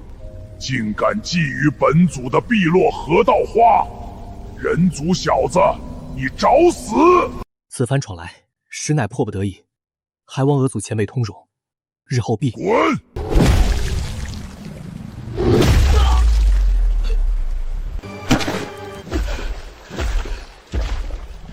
以重伤之身强闯这片禁区，还敢觊觎本祖的河道花，不自量力，今日便吞了你。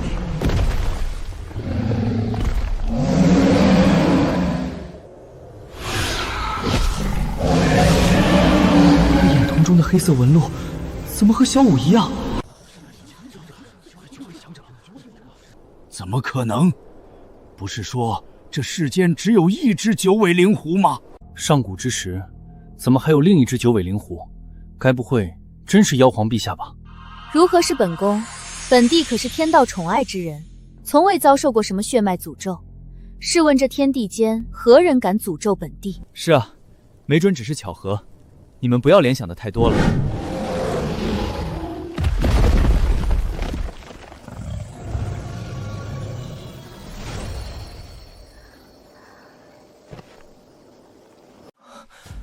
你怎么来了？你刚才幻化九尾之身，是不是压榨了某种底蕴？这后果反噬之大，你如何能承担？我猜你肯定会来这里，心想你这样的状况，怎么可能是这里的恶祖的对手？你快吃了这花，应该可以抵消你的反噬。没用的，这花固然神性十足，但对我而言只是沧海一粟。你不吃这花，是走不出禁区的。我很快就要死了，我们两个人总归是要活下去一个的。都到这份上了，已经油尽灯枯了。他不吃这神药，一定会死的。一个萍水相逢之人，他为什么老是用自己的命去救天地？值得吗？凭什么天地有这般的好运，被这愚蠢的狐狸一次次舍命相救？都到这一步了，都还在为天地着想。你若真是我青丘一脉，那也是青丘之耻。为何要这样？活下去，不仅仅是为了你，也是为了我。不可以，两个人都要活下去。轮回海，轮回海，我一定要找到轮回海。轮回海生机暗淡，长生物质充盈，而我所吞服的河道花以及这附近的草木都有这种神性，说明轮回海必然在附近。轮回海竟然藏在碧落潭深处，同为两面，天帝的心思未免也太缜密了。可惜啊，天帝哪怕找到了轮回海，小狐狸最终还是死了，没有继续跟随在他身边。这轮回海竟然蕴含无穷秘密，才得以让天帝后面恢复过来，成就地位。至尊，还是足足4尊！好胆！何人敢冒犯我长生世家老祖作画之地？恳请诸位退一步，我只想借轮回海救人，无意冒犯。轮回海乃我长生世家根基，一经玷污，神性不存，连我等都不舍得踏足半步，又岂容外人染指？何必和他废话？闯我长生世家祖脉，绝不能让他离开。诸位，我只求救人，你们不要逼我。擅闯我族祖地，留你不得。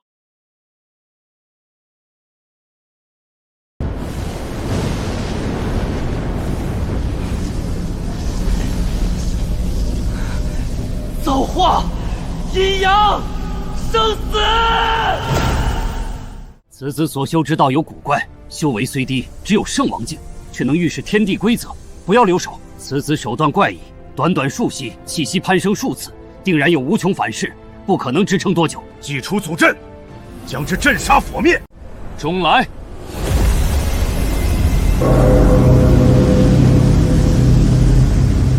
是老祖的地兵。怎么可能？他怎么能操纵祖气？倒犯天罡了不成？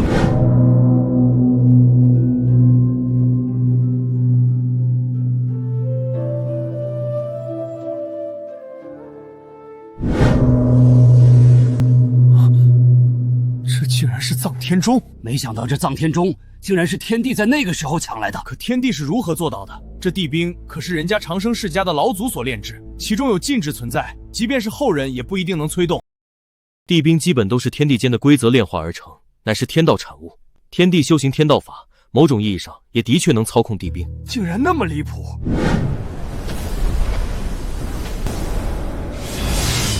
战！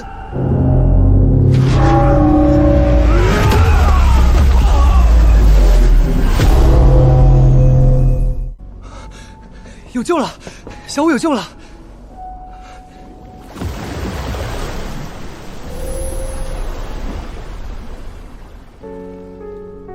为什么轮回还解不了诅咒？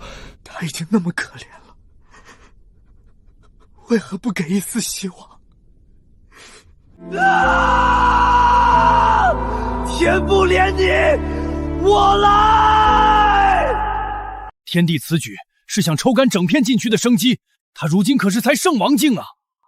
这天道修行法竟然如此逆天，简直不可思议！以整个长生世家的底蕴去成全一人，天帝可真是暴殄天物。难道这血脉诅咒才是我青丘一族的衰败根源？来！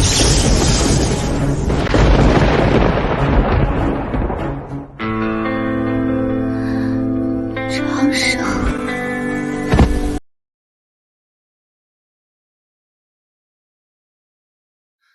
太好了，真好呢，我们两个都活了下来。今后我来守着你，你不会再有意外了。我们走吧，我知道一处很美的地方，如今摆脱血脉诅咒，倒是想去那里看看。怎么可能？这小狐狸竟然和白帝陛下一模一样，神韵也几乎一模一样。这世间真有如此巧合的事情？怎么回事？怎么能和本帝如此相像？你等再看本宫，本宫便将你等的眼珠子挖出来。小狐狸的确是和白帝陛下相似，但仔细看去，他根本没有功德庇护，根本没受到天道眷顾。你们不要联想了，天帝你有你的小狐狸，本帝也有本帝的白素，总有一天要将他拿下。感觉今后人生一片美好啊！我想吃好多好多东西，想去好多好多地方看看。对了，你就没有想去做的事情吗？我儿时家破人亡，若想做的，便是找到杀害我父母的仇人。除了这个呢？等妹妹回来。还有呢？就是和江明皇喝一顿酒。还有呢？你就没想过找个心仪的人，一起去看看日出日落，一起去看红尘百态吗？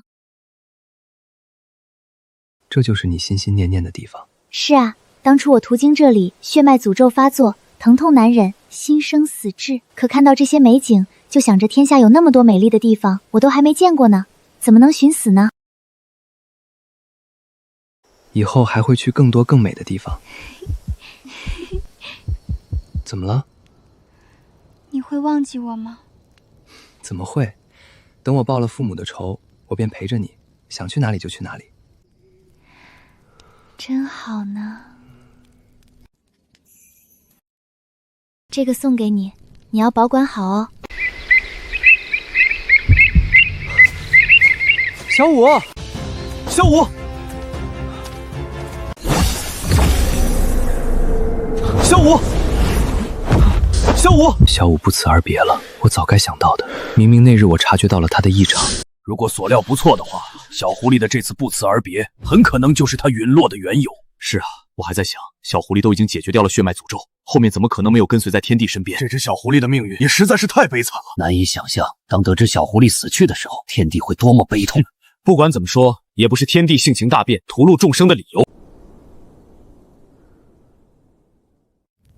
嘿，大傻瓜，当你看到这一刻的时候，我应该是死了。对不起啊，说好不离不弃，不该抛弃你的，可我也不想啊，真的不想。我多想跟在你身边，让你陪我去那些一直都想去的地方。小五，其实啊，我本是青丘九尾灵狐，我叫白素，但我没有骗你，我在家中排行老五，所以爹娘都管我叫小五。我父亲是青丘妖皇，可遭遇了妖族动乱，金乌一族杀了父亲，族人、哥哥、姐姐也都死了，只有我是九尾灵狐才活得更久，但也被那老金乌中了血脉诅咒。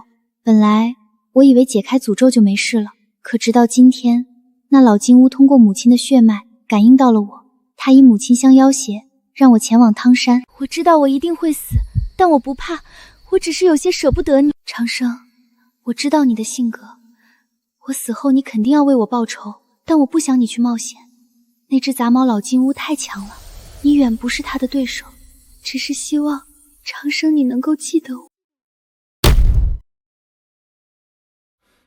等等，刚才小狐狸说她叫白素，怎么可能？怎么可能？她怎么也叫白素？不可能，绝对不可能是白素，充其量只是名字、样貌、本相一样罢了。小五，长生，梦吗？肯定是梦。对，他怎么可能死了呢？我明明救活了他。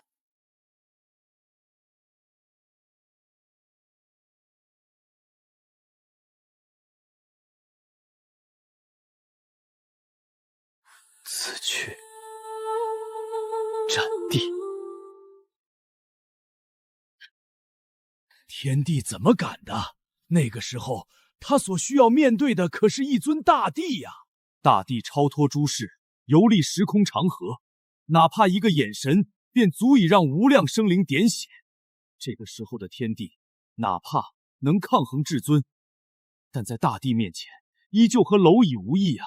面对一尊大帝，天帝他最终到底是如何活下来的？小狐狸本是妖族公主，她一生本该顺利，可就是这些人的反叛，让她命运悲凉凄惨，所有人都该死。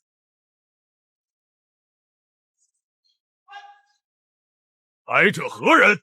此乃我妖族国度，安敢如此屠戮？原来这便是天帝血洗妖族的由来。妖族大胜，圣王陨落成雨，难怪后来的妖族会落寞到这般地步。天帝这一生背负的骂名太多了，真是没想到所谓的血洗妖族竟是如此。原来是这样的吗？原来是为我青丘一族背负的骂名。诚臣天帝血洗妖族情有可原，但天帝后来对北玄修士还有惨烈屠杀，但这和本皇有什么关系？为什么本皇脑海里会有那些记忆？你怎么了？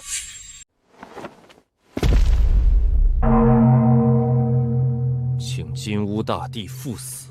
好一个精彩烈焰的后辈，凭借圣王底蕴竟来到此界。不过你想杀我，凭你境界还远远不够。那现在呢？不错。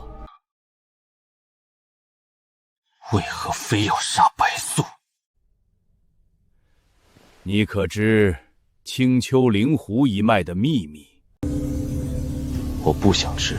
世人皆知，青丘九尾灵狐是妖族天生皇者。殊不知青丘九尾灵狐之血，乃是妖族打破地路、正道不朽的捷径。白帝那老东西宁愿自爆，也不愿将精血引渡给我。所以这就是你不肯放过他的理由。没办法，本帝也不想赶尽杀绝，但谁让那只小白狐是天地间最后一只青丘九尾灵狐呢？今日我要让金乌一族从这世间除名。凭你，可还不配？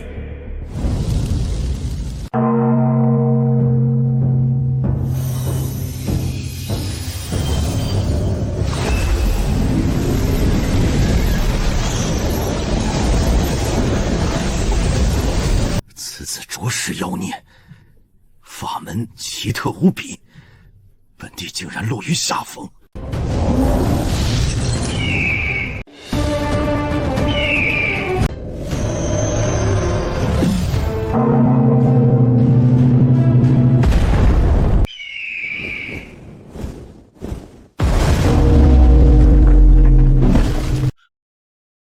你从何而得的地气？本帝都还未曾炼制地气。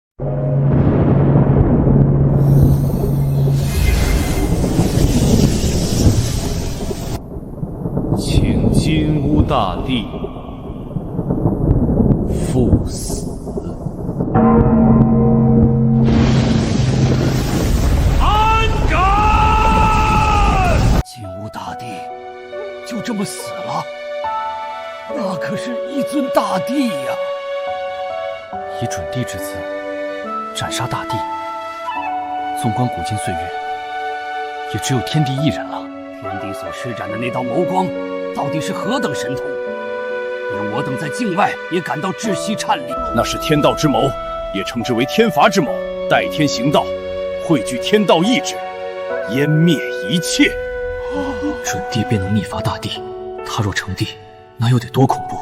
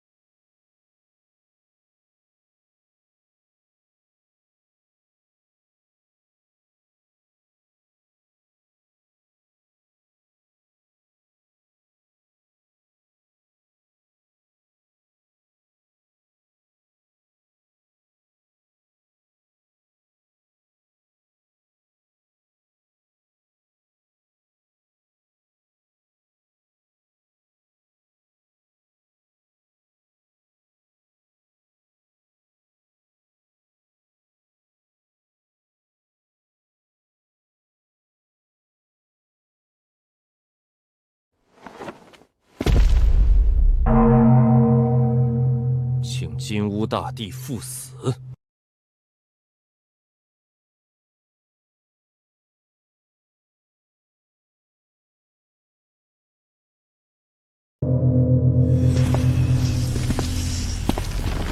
那现在呢？不错，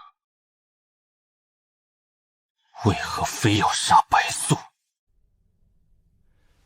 你可知青丘灵狐一脉的秘密？我不想知。世人皆知青丘九尾灵狐是妖族天生皇者，殊不知青丘九尾灵狐之血乃是妖族打破地路、正道不小的捷径。白帝那老东西宁愿自爆，也不愿将精血以渡给我。所以这就是你不肯放过他的理由。没办法，本帝也不想赶尽杀绝，但谁让那只小白狐是天地间最后一只青丘九尾灵狐呢？今日我要让金乌一族从这世间除名。凭你，可还不配？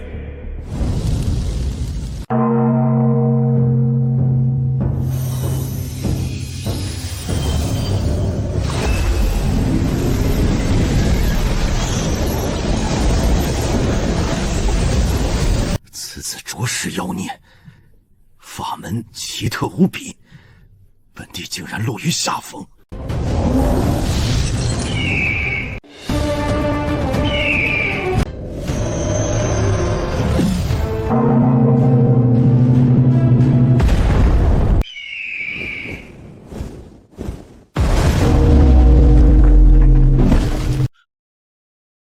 你从何而得的地气？本帝都还未曾炼制地气。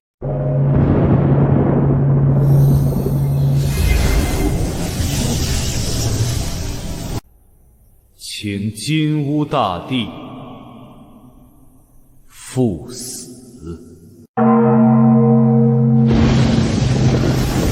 安敢！金乌大帝就这么死了？那可是一尊大帝呀！以准帝之姿斩杀大帝，纵观古今岁月，也只有天帝一人了。天帝所施展的那道眸光，到底是何等神通？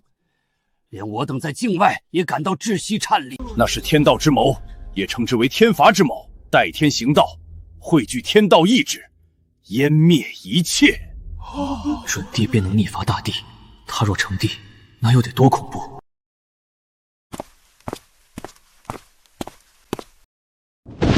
小狐狸家破人亡，那么我便让你金乌一族在这世间绝脉。太阴圣体，夫君惨死，是个孩子跌陷虚空，我要将你千刀万剐！活着吧，好好体会绝望的一切。白素曾经遭遇的一切，也该让你们尝尝。咒你不得好死，咒你一生孤独，咒你爱而不得，咒你遭人不浅，咒你叛亲离！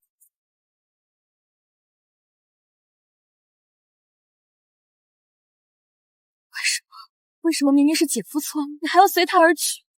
那位戴着面纱的女子，应该便是你吧？是我。皎月大帝被称之为古来最为神秘的大帝，不曾想他竟然是这般来历。当时伐天一战，本地奔走各地，广招各界大帝，皎月大帝便是其一。据说天帝曾毁去他的至阴之体。有这般渊源在，皎月大帝和天帝之间的仇恨，可谓不共戴天。若不是那时与你相遇，是不是也没有后面的事？刚才画面之中的那道黑色煞气，到底是何时入体的？为何我从未有过察觉意义？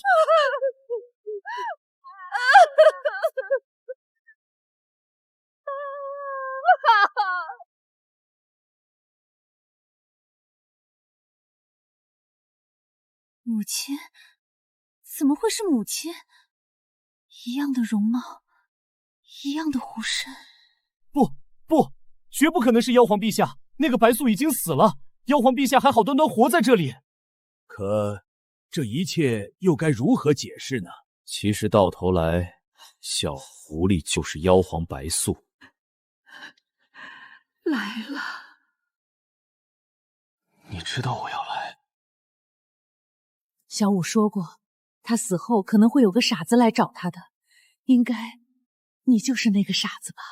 他才是那个傻子，为什么不早点告诉我？这孩子一生孤苦，好不容易摆脱了血脉诅咒，却因为我落到这般田地，我早该死的，早就该死的。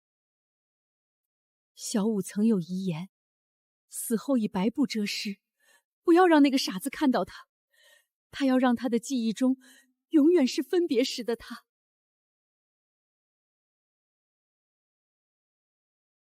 小五，为什么要白布遮尸？为什么不要让我看到你的样子？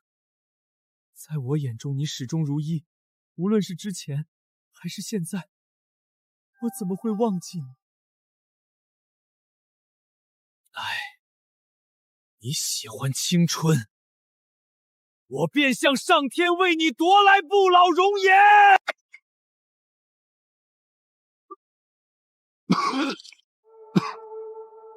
再来。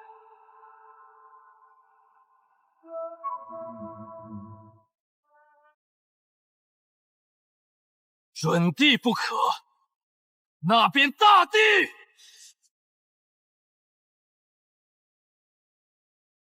成帝，天帝，竟然这是要成帝！20多岁的大帝，简直惊才绝艳，不可思议。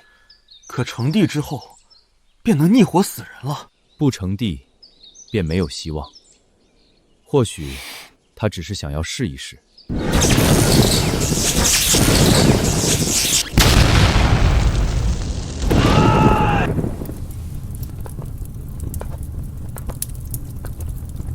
我以大地果位，引无边气运、无边福缘、无边功德，为你重塑新生。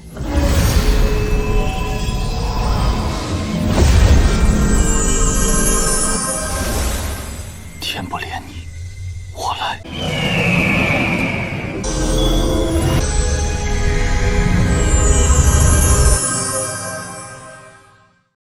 你这一生凄苦。有了这些，待未来苏醒之后，一定会有个顺遂的人生。他或许要沉睡很久很久，但总归会有再醒来的一天。希望那个时候，他顺遂无忧。这孩子一生可怜，我会带他回到青丘。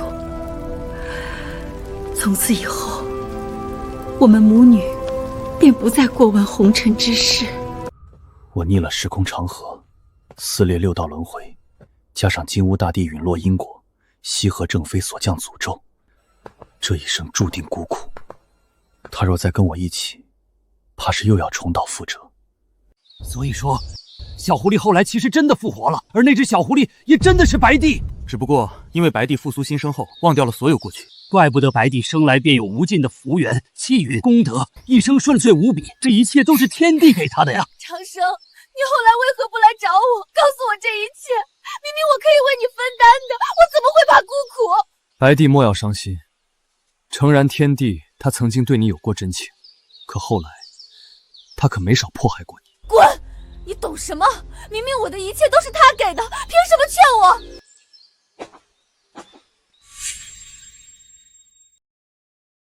天帝，我和你势不两立。你不惜将一切都给我，许我一世顺遂，可为何后面还在斩杀妖族？我的母亲更是被你镇压。若不是他的心中一直藏着你，可能我也有机会走进他的心吧。顾长生，你对白素尚有真情，可对我就是薄情负心之辈。大地修为一泻千里，如今的我又成为了一介凡躯。父母的仇，我又该何去何从？姐姐，姐夫，我之前便劝过你们，可你们为何不听呢？我杀不了他的，我该怎么办？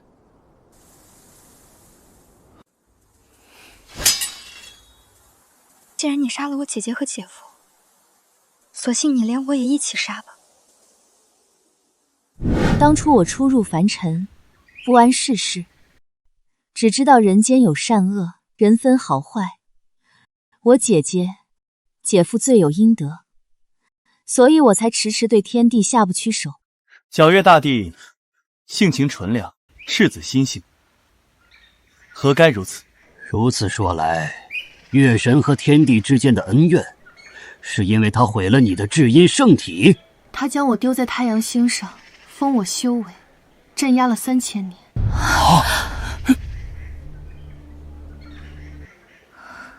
长生后来不断打压我妖族，难道和晨曦也离不开干系？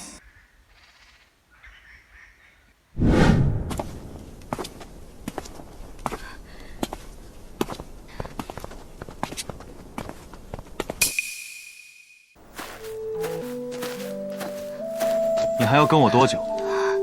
你已经跟我7天7夜了。即便你是妖族，但也会死。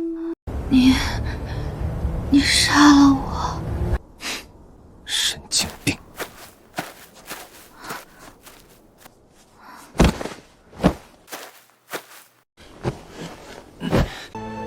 你别管我。我和你姐姐的仇已经解决，你也并不想为他们报仇，所以我和你之间没有任何瓜葛，也没有仇怨。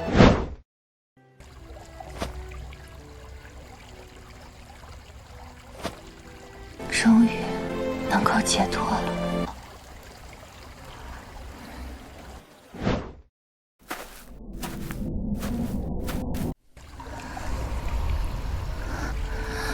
你怎么又回来了？吃饱了，才有力气杀我，才能想清楚，到底要不要杀我。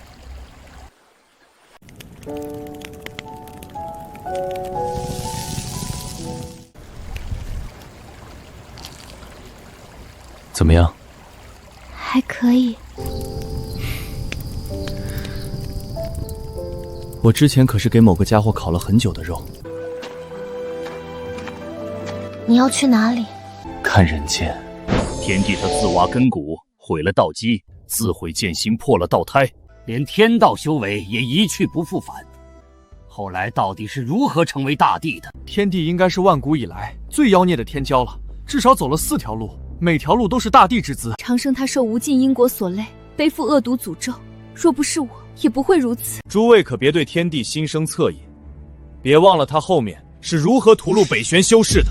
从现在来看，天帝并非大奸大恶之辈，反而每件事都另有隐情苦衷。或许你等说这话之前，可想过那些被屠戮的无辜北玄修士，莫要被天帝的表面所骗。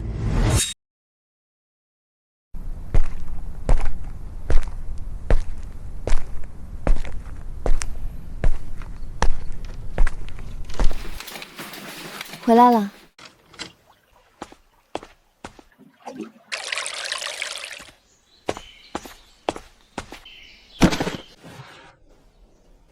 慢点儿。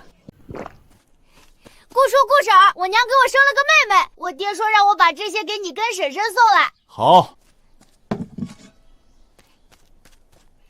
对了，姑叔，我爹还说了，让你跟婶婶明晚去家里吃酒。 3年了，当初只是一个念头，没想到自己在这里一住就是3年，看人间便是看红尘百态。没想到啊，天帝当初自汤谷一走，便留在这个村落整整3年。我怎么感觉天帝像是在经历另一种修行啊？怎么回事？明明禅曦和天帝之间有仇怨，怎么这3年时间里却男耕女织，相敬如宾，真要处成夫妻了？皎月大帝貌似很喜欢那里的日子，怎么？莫非妖皇在意？哼，凭什么他和长生能被当作夫妻？我打算离开这里了。那么快吗？打算去外面的世界看看，看看这所谓的人道能否走通。家里还有几匹布，明天去集市上卖了吧。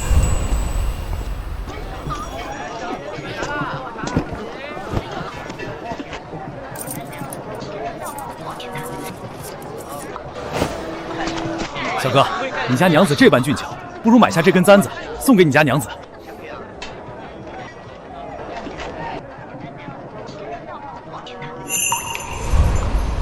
真美。真要走吗？始于村子，那便终于村子。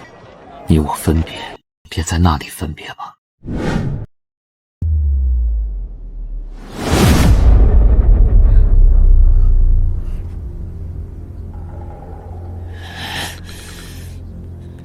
妖族，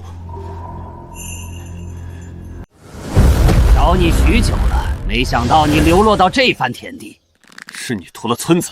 当年你闯汤谷，杀我妖族无数，今日屠戮村落，那又如何？今日你修为尽废，我便要杀了你，为我妖族报仇。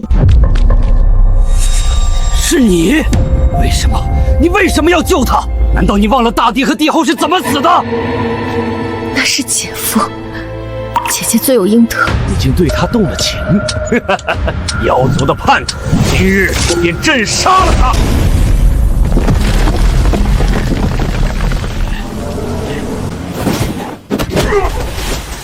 这些年我一直想不明白何为人道，但今日看着他们惨死，却是明白了。所谓人，便是生生不息，薪火永存。今日，我便凝聚人间之意，以人间之剑斩你！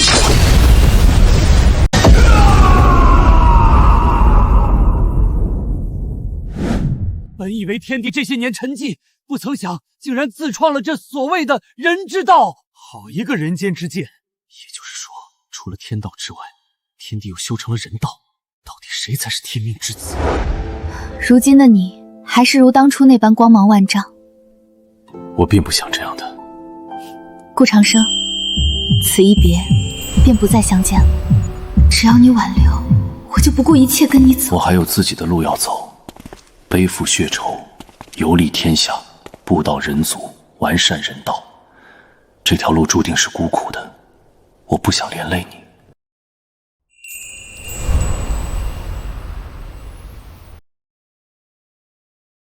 这方天地万族争锋，人族传弱。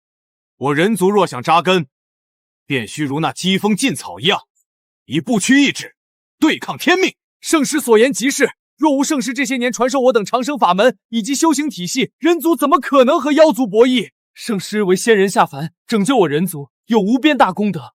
今日圣师与我人族祖庭首阳山布道讲学，是我为人族之幸啊！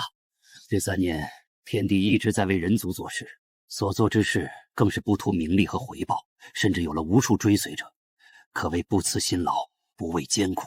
是啊，我怎么感觉天帝不可能对人族惨下杀手？天帝明显有利可图，这些年他身上的人道修为更深厚，屠戮人族，没准只是他修炼过程的一环。当年天帝所为，乃是我亲眼所见，10成9空，血流成河，岂会有错？吾乃妖族古皇太阴圣女禅曦背叛妖族，本皇将于太行山将之炼化。顾长生，你与我妖族不共戴天，倘若你能来请罪，本皇便放了他。今日吾登首阳山，以人道意志铸就地心。圣师功绩，惊天伟地，为我人族破路开疆。我知道，为人之道，当为天地立心，为生民立命，为往圣继绝学，为万世开太平。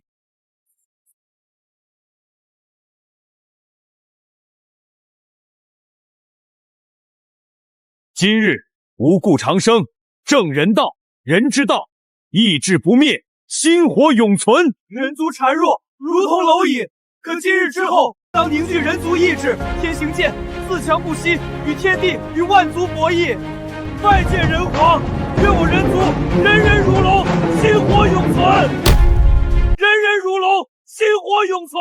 好一个人人如龙，心火永存！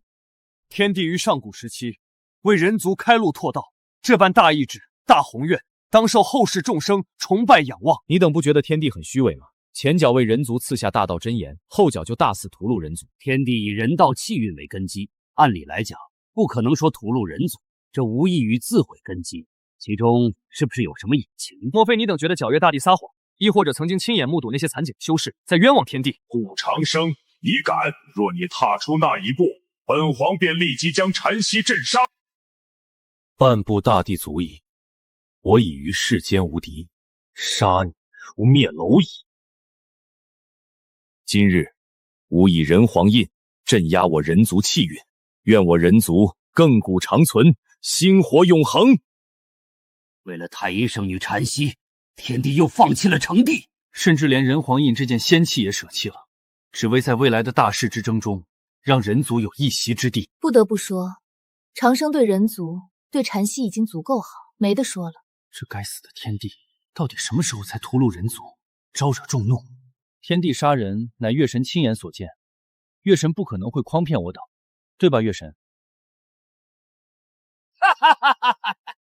爹姐，顾长生，想不到你真敢来！我妖族万古底蕴被你这厮倾荡一空，今日本皇便以你之血祭我妖族无数英魂。这便是半步不朽吗？不朽境，可是整个北玄大陆修士所追求的最终境界。太可怕了，即便是不在一个时代，也能感受到那种毁天灭地之威。这应该是那个时代妖族最恐怖的底蕴了。这是我未曾见过的大敌，在其面前，大地也好似蝼蚁。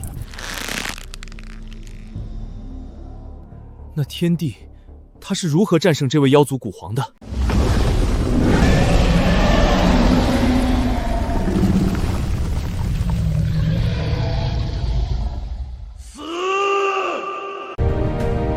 剑，来！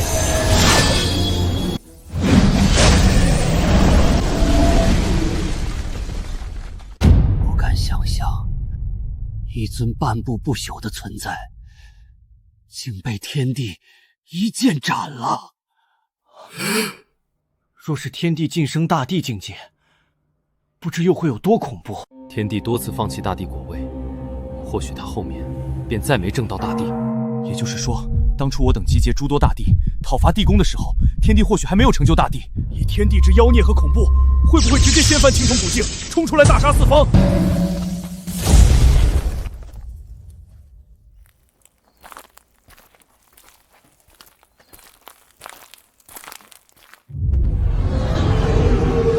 妈妈，你卑鄙！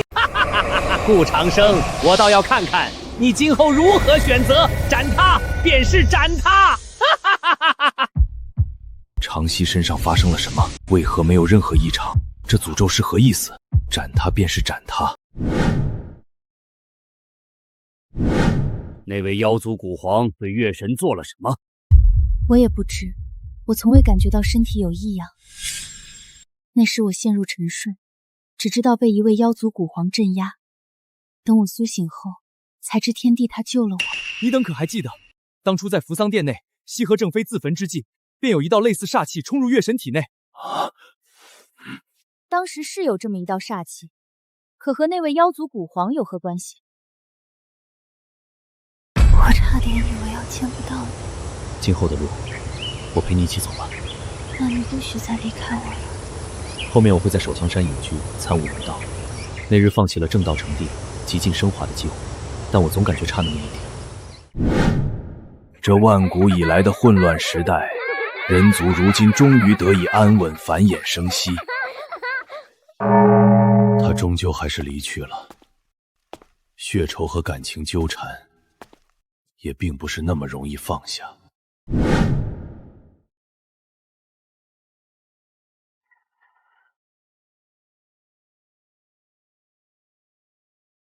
何人屠戮我人族？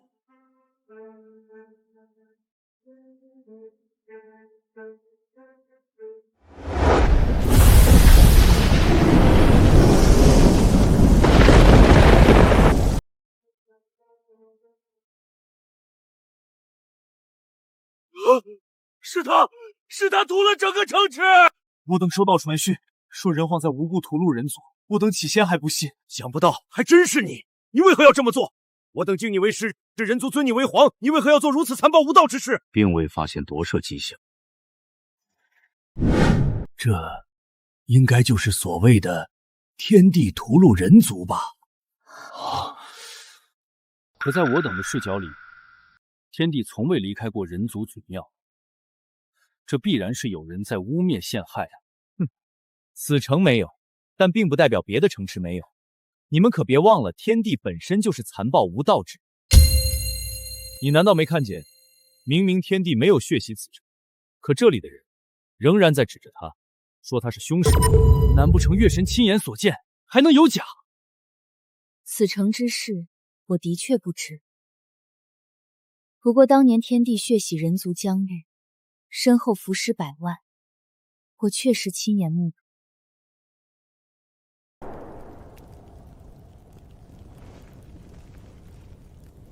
到底是谁要栽赃我？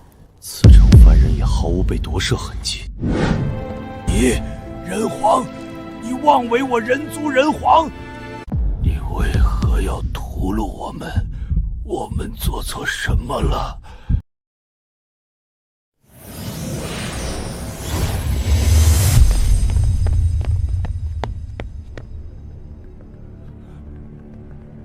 人皇，当真是你！我等听到风声时还有所不信，如今想来，你的实力无双，镇守九州，其余种族不敢逾越颁布。我人族遭此大难，除了你，还能是谁？亏我等修士同胞，还对你如此爱戴。人皇血洗人间了，快逃啊！人皇血洗人间！天帝绝对是被人嫁祸了。当初天帝并未血洗人间，甚至于都没有澄清过。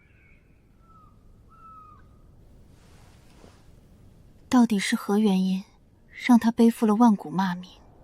哼，有没有可能，这场血洗人族的浩劫，根本就是天帝默许，甚至可能是他在背后推动的？不然他为何不去解释澄清？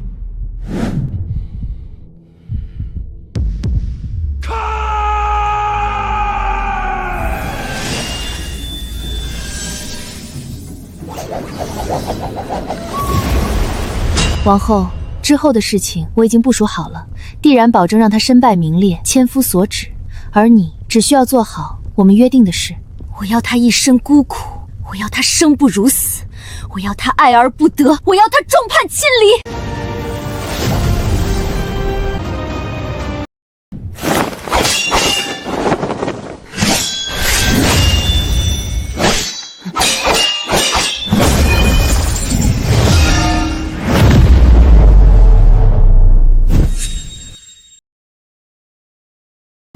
为何月神会出现在那里，还被尊称为王后？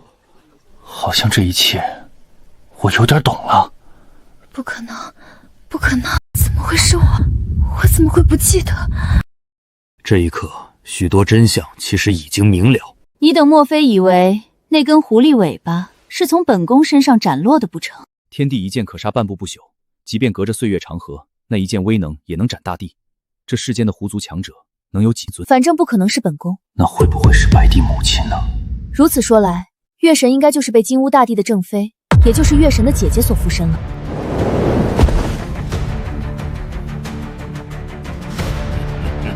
顾长生，我说过，要让你生不如死，一生孤苦，让你爱而不得，让你遭人不起，让你众叛亲离。是星河禅曦的姐姐。就是本宫，就是本宫幻化成你的模样，血洗人间，屠戮人族。我早该料到。顾长生，本宫和长曦乃并臂而生，一体而存。你若斩我，便是斩他。你舍得吗？你能奈我何？斩我便是斩他。此前那位妖族古皇也曾说过这话，所以说此局早在一开始就已经布下了。这一切的骂名和罪恶，都是天帝替你背负了。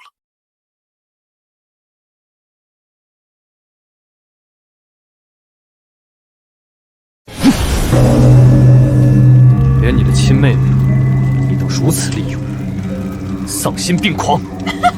顾长生，你只敢这样吗？你舍不得杀他，那我倒要看看你要如何选择。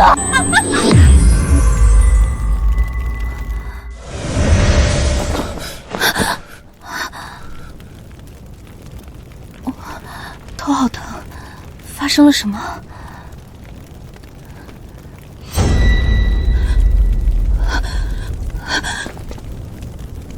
这里的人是你杀的，你为何带我来这里？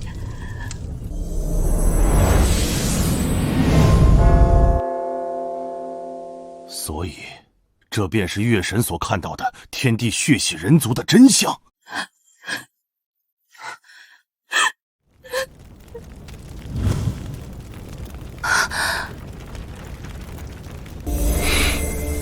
这一切就由我来背负吧。你要干什么？我要将你镇压在太阳星上。顾长生，你疯了！太阳真火会烧死我，也会烧死他的。3000年后，你会获得自由。你为什么会这样？你为什么会变成这样子？难道你从没爱过我吗？你什么要如此残忍对我？你为何不告诉我？为何明明你为我付出那么多，可我却将你置于死地，恨了你万古。你默默保护了我一生，从不亏欠于我，可到头来我却联合外人要杀你。今日我便要助长生脱困，我要他活，谁若拦我，不死不休。月神莫要自误，诚然天帝为你背负太多，可你的姐姐不也因为他而死吗？我已无颜面对他，我当该拔剑自刎，向人族谢罪，向他谢罪。但今日我只要他活。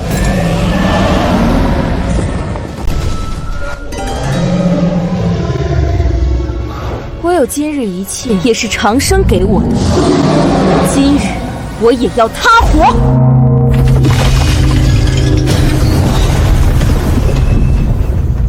今日谁阻拦我救出哥哥，谁便是我的生死大敌。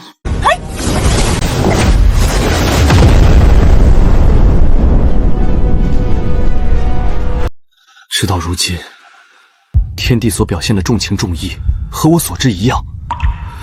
或许姐姐的死也另有隐情。